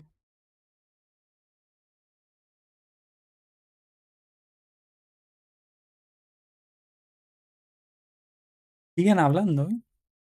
There's a bit of politics with that, but at the same time, we definitely want to make sure that all the players feel equally valued. Since you brought it up, let's chat Ruthless a little bit briefly. Will it have its own unique cosmetic rewards now that it's getting challenges? And if so, how many? It has the same cosmetic rewards as the base game. This is Okay. another case here of trying to go for fairness. You can either earn the cool armor set by playing regular Path of Exile or by playing Ruthless. I don't know which is easier. There are fewer challenges in Ruthless, but it's quite hard to do those in Ruthless. So yeah, it's difficult to say. I recommend working out what your capabilities are and doing it in that mode. And there is a different totem flag. So if you do complete the challenges in Ruthless and in the base game, you technically get 2 hideout totems to show that you did. A tu A ritmo, quiero las bunch of notas people del have had a chance to parche. play Ruthless and try it out. There's been some discussion of the difficulty and whether it's a fun type of difficulty or rather where it's just slower. How do you feel about the initial version of how it's played out and the types of challenge that it offers?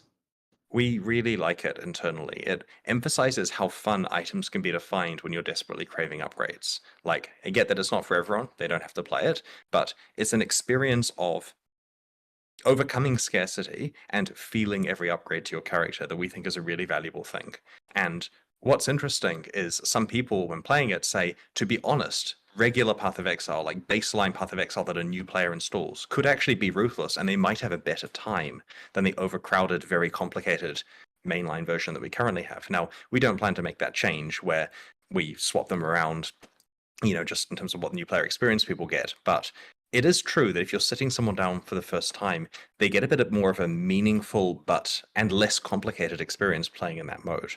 Having said that, it's still an experiment, it's still a passion project that we're tinkering away with, but it also educates us a lot on the appropriate balance for item mods and how, like the fact that Eternal Orbs could come back, for example, is a realization we made that was actually pretty cool. And looking at the consequences of the different types of crafting and how they interact has been very instrumental for us.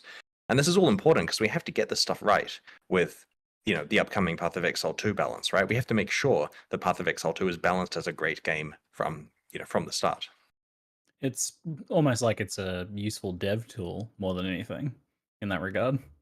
Yeah, and there's a growing community of people enjoying it, which is why we've got the boss kill race happening in Ruthless. I know that'll be controversial to some players who don't particularly want to play it, but they weren't going to win that race anyway, right? Like the people who are going to win that race know why we're putting it in Ruthless. Oh no. Damn. We also don't know if it even is winnable. Like, to emphasize here, Ruthless, Solo Self-Found, Hardcore, both pinnacle bosses, right? That's hard. Yeah. There's a ticking clock before those ExileCon tickets aren't valid anymore, right? The event. It would take me that entire time to get there, that's for sure. For my own experience, a lot of the early game feelings I had echoed what you were talking about with the changes were very effective in making you really feel gear upgrades and think about how you play your character, and those sorts of challenge changes were really effective.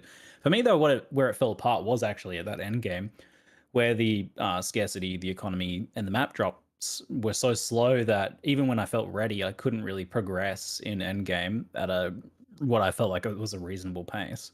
even dedicating the entirety of my currency supply towards maps. I was still kind of blanking and dropping back down to low white tier maps. And I've seen plenty of people break through this wall, so it's certainly possible, but it is slow and it bears mentioning, I think. How do you feel about like the end game progression there?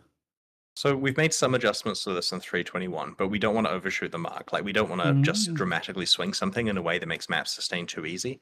It is intentional that maintaining the highest maps requires significant economic sacrifice in Ruthless, which, as you say, some people can break through, but it's essentially the case that you almost have to just pay, a very high price to be playing red maps repeatedly. And that's in the right direction for Ruthless, and we do want it to be a little more accessible than it currently is. So I'm hoping the changes on 3.21 do help a bit there, but we'll keep nudging it.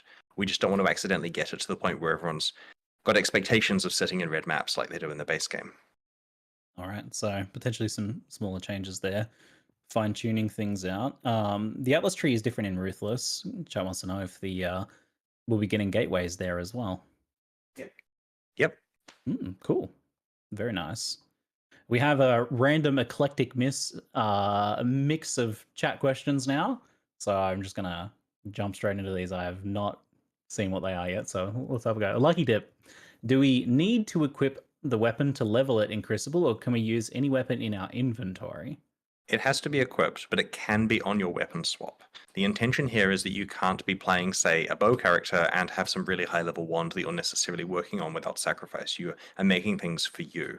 And this is also so that you're guaranteed to be carrying the item around with you. You're not having to sacrifice inventory space for it. There's a bunch of things that went into that decision, but essentially, yeah, stick the item on your weapon swap if it's not the primary one you're currently using. Does that work if the item's disabled? Because you can do some stuff where you like put an Astramentus on and then equip the item and then take the Astramentus off and it goes red, but it's still equipped. We'll find out. Okay.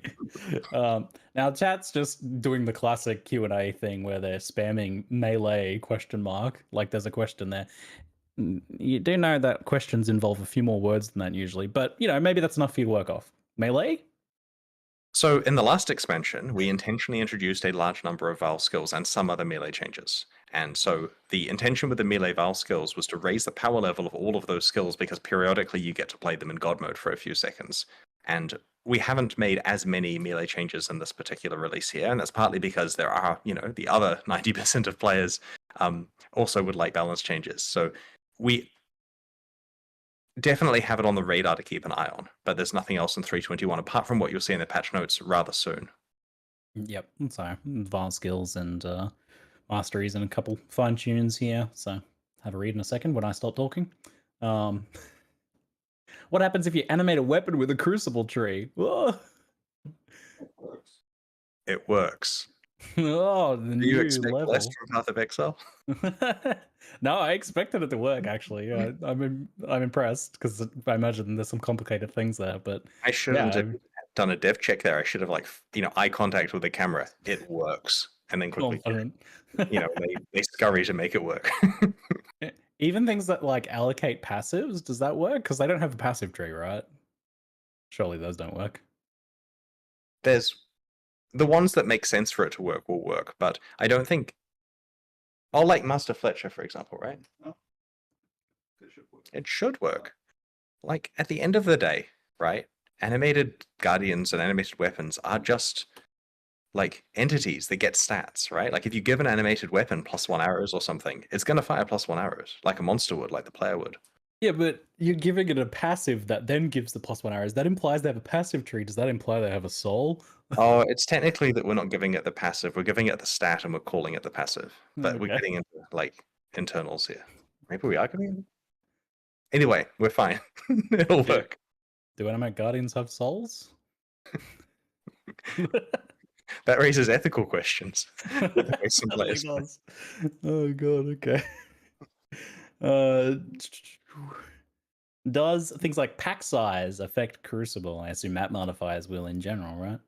So here's an interesting one. The items that are shown in the live stream do include pack size on those the rare maps there, and that doesn't affect the So in the in-game area, pack size doesn't exist. In regular maps, pack size does influence the value of the monsters being spawned. Right, okay. Yep, so the bit I was getting at was more of a side point, which is that pack size doesn't exist on the endgame maps that, the Crucible specific ones. The pictures on the live stream do show it. That's because we hadn't removed it at that stage, and this is because it had no way of really juicing up the size of the encounters you're finding there, so we went with quantum rarity instead. With regard to the base game, if you get pack size on your maps, it will increase the value of the Crucible monsters and their encounters, so it is beneficial to have it. Once upon a time, GG entertained the idea of permanent skin transfers, destroying an item to create a permanent NTX. Is there any word on this, or has it been abandoned as unfeasible? It's hard, and we haven't done it yet, but it's certainly something that we don't have philosophical problems with. Okay. All right, chat. You been spamming anything else? I'm gonna go log in soon. Yeah, log in. Is that the spam? Play some Crucible. It's still typing melee.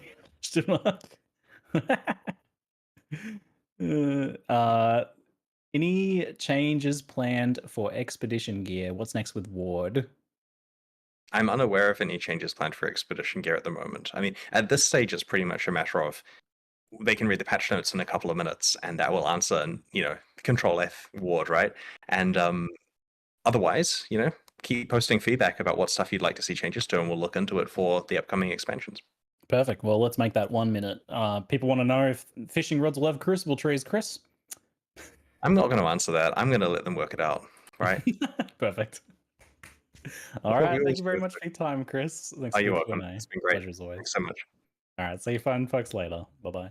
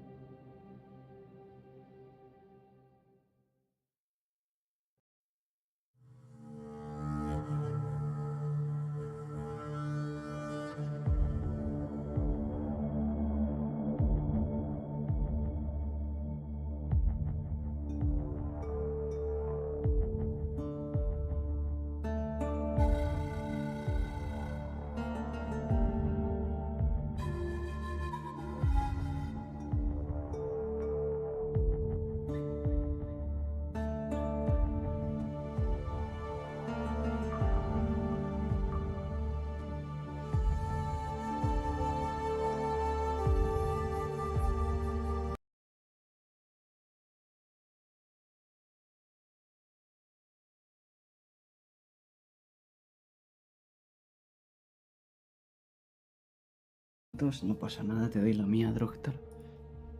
No pasa nada. Quiero que acabe esto para volver a verlo. Esto no está, ¿no? ¿Se puede ver de cero? Yep. Yep. Se puede volver a ver ya entero, chavales. A ver qué es eso que habéis pasado por ahí. Crucible, ha petado. Lo de la Toxic Rain, esto es lo de la Pathfinder. Hype. A ver qué coño han hecho aquí.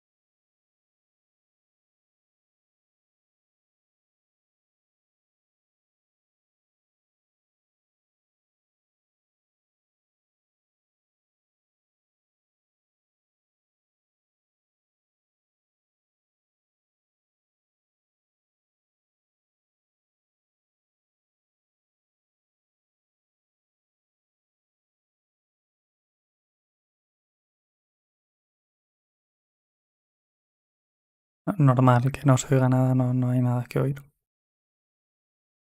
No han metido banda sonora a las notas del parche. Si quieres te canto yo algo. Un pipiripipiriririri, pipiripipiriririri, piripiripipiripiripiripiripiripiripiripiripiriri. Pam, pam, pam, pam. Bueno, eso que las brechas las cambian un poco. Nada, nada.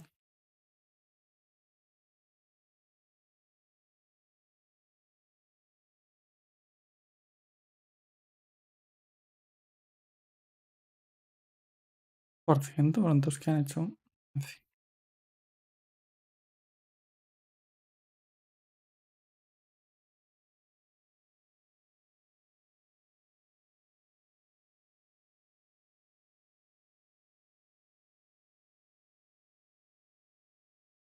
¿Todo esto es brecha? Bueno, mira, paso.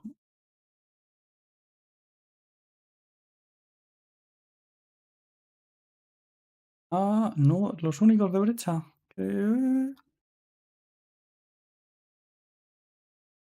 Vale, gana. La joya asquerosa, pues vale.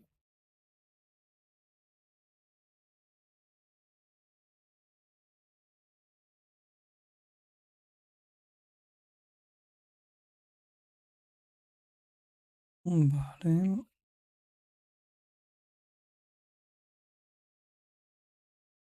Lo mismo. Supresión.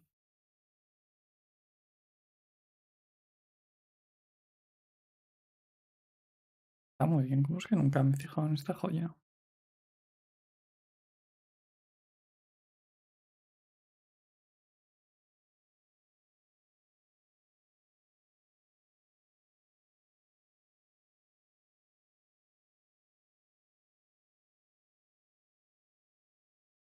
Pues ni idea de que tenía la supresión.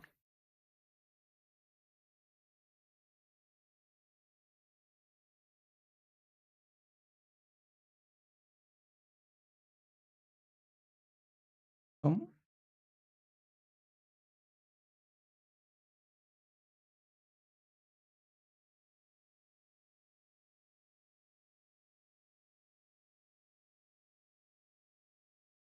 A ver, la espada esa.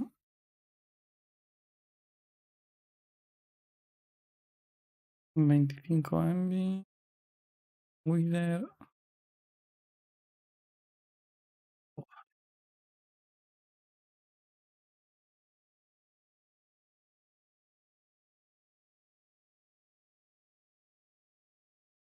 Una mierda, ¿no? A ver, la anticipación. 100% de armadura. Vale, vale. Da igual.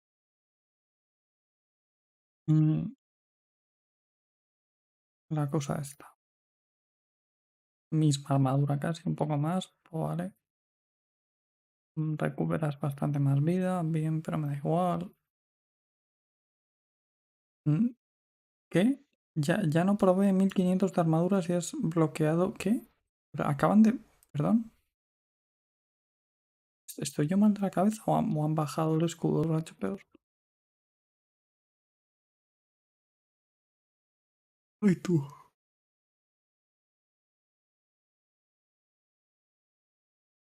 Para matarles, ¿eh?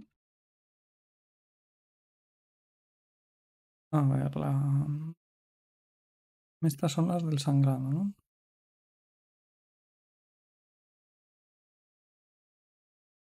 Le han quitado la vida.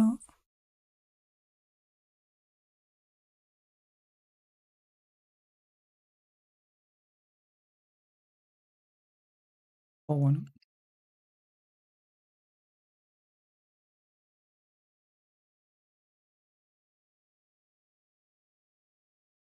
Bueno.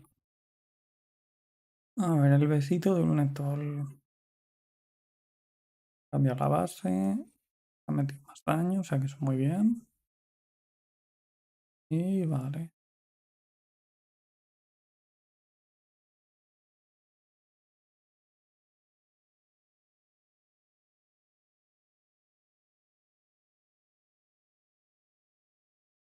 Los ataques estos de gritados.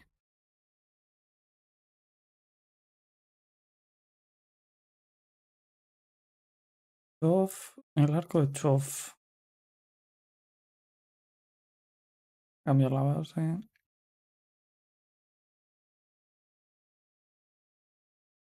Me ha metido más daño.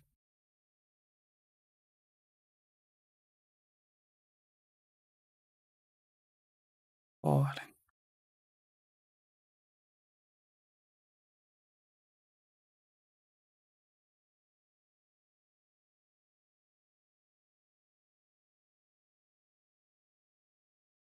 Da igual.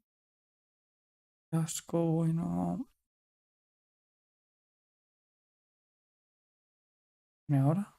100 de vida. Y la vida de los esbirros está incrementada por...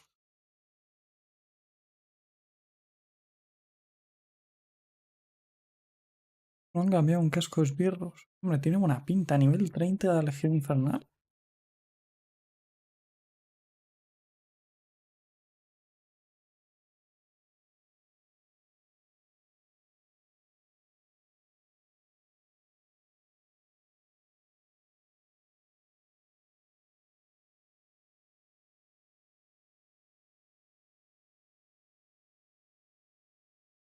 A nivel 30 estamos hablando de verdad de 2000 a 8000.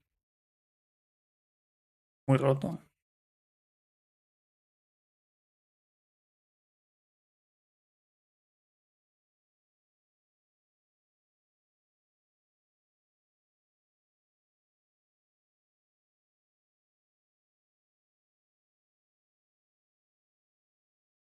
Vale, esto está muy bien.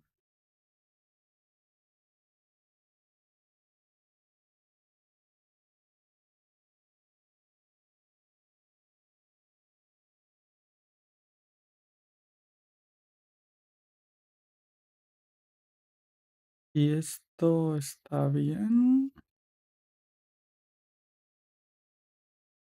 Ah, le quitas la tal y le quitas el daño. Ah,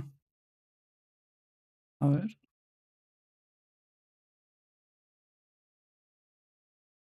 O sea,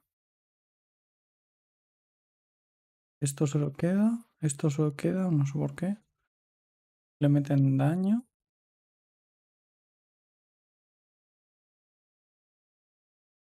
Está bien.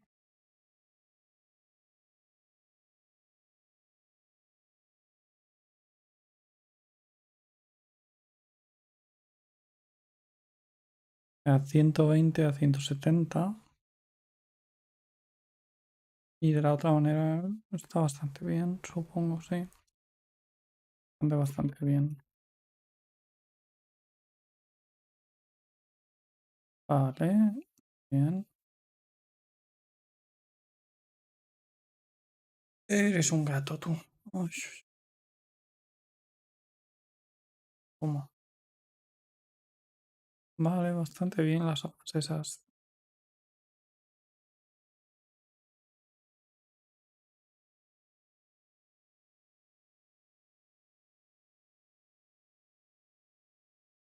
Más destreza. Oh, vale.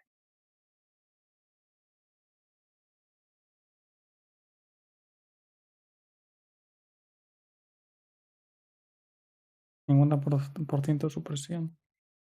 Bueno, de alguna manera habrá, ¿no? De sacarle partido.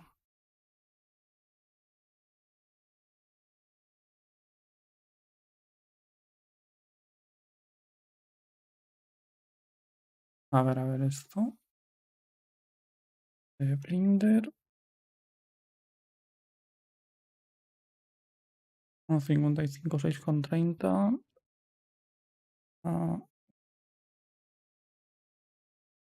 1,55, 6,30 a 1,66. O sea que es más o menos lo mismo. Ya no sé nunca dónde. Ah,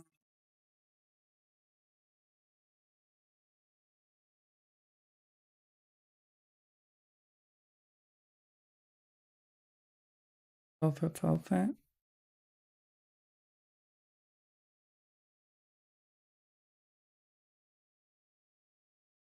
Por destreza. Y digo por inteligencia. Está bastante bien.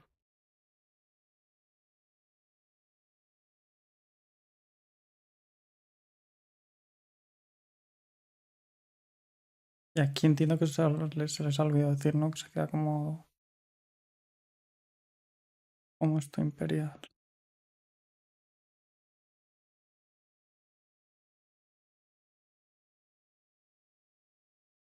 Ya cambian esto. Hacen lo mismo, pero lo invierten. Ah, vale, que ya lo era.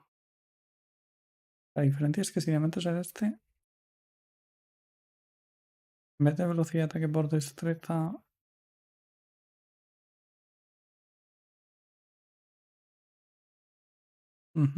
bueno, bastante interesante.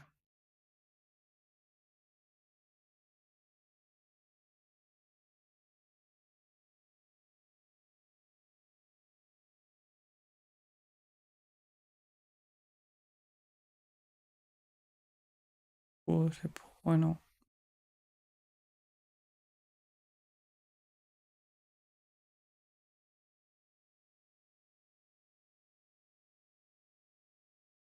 Y esto es una mierda porque ya hay una maestría.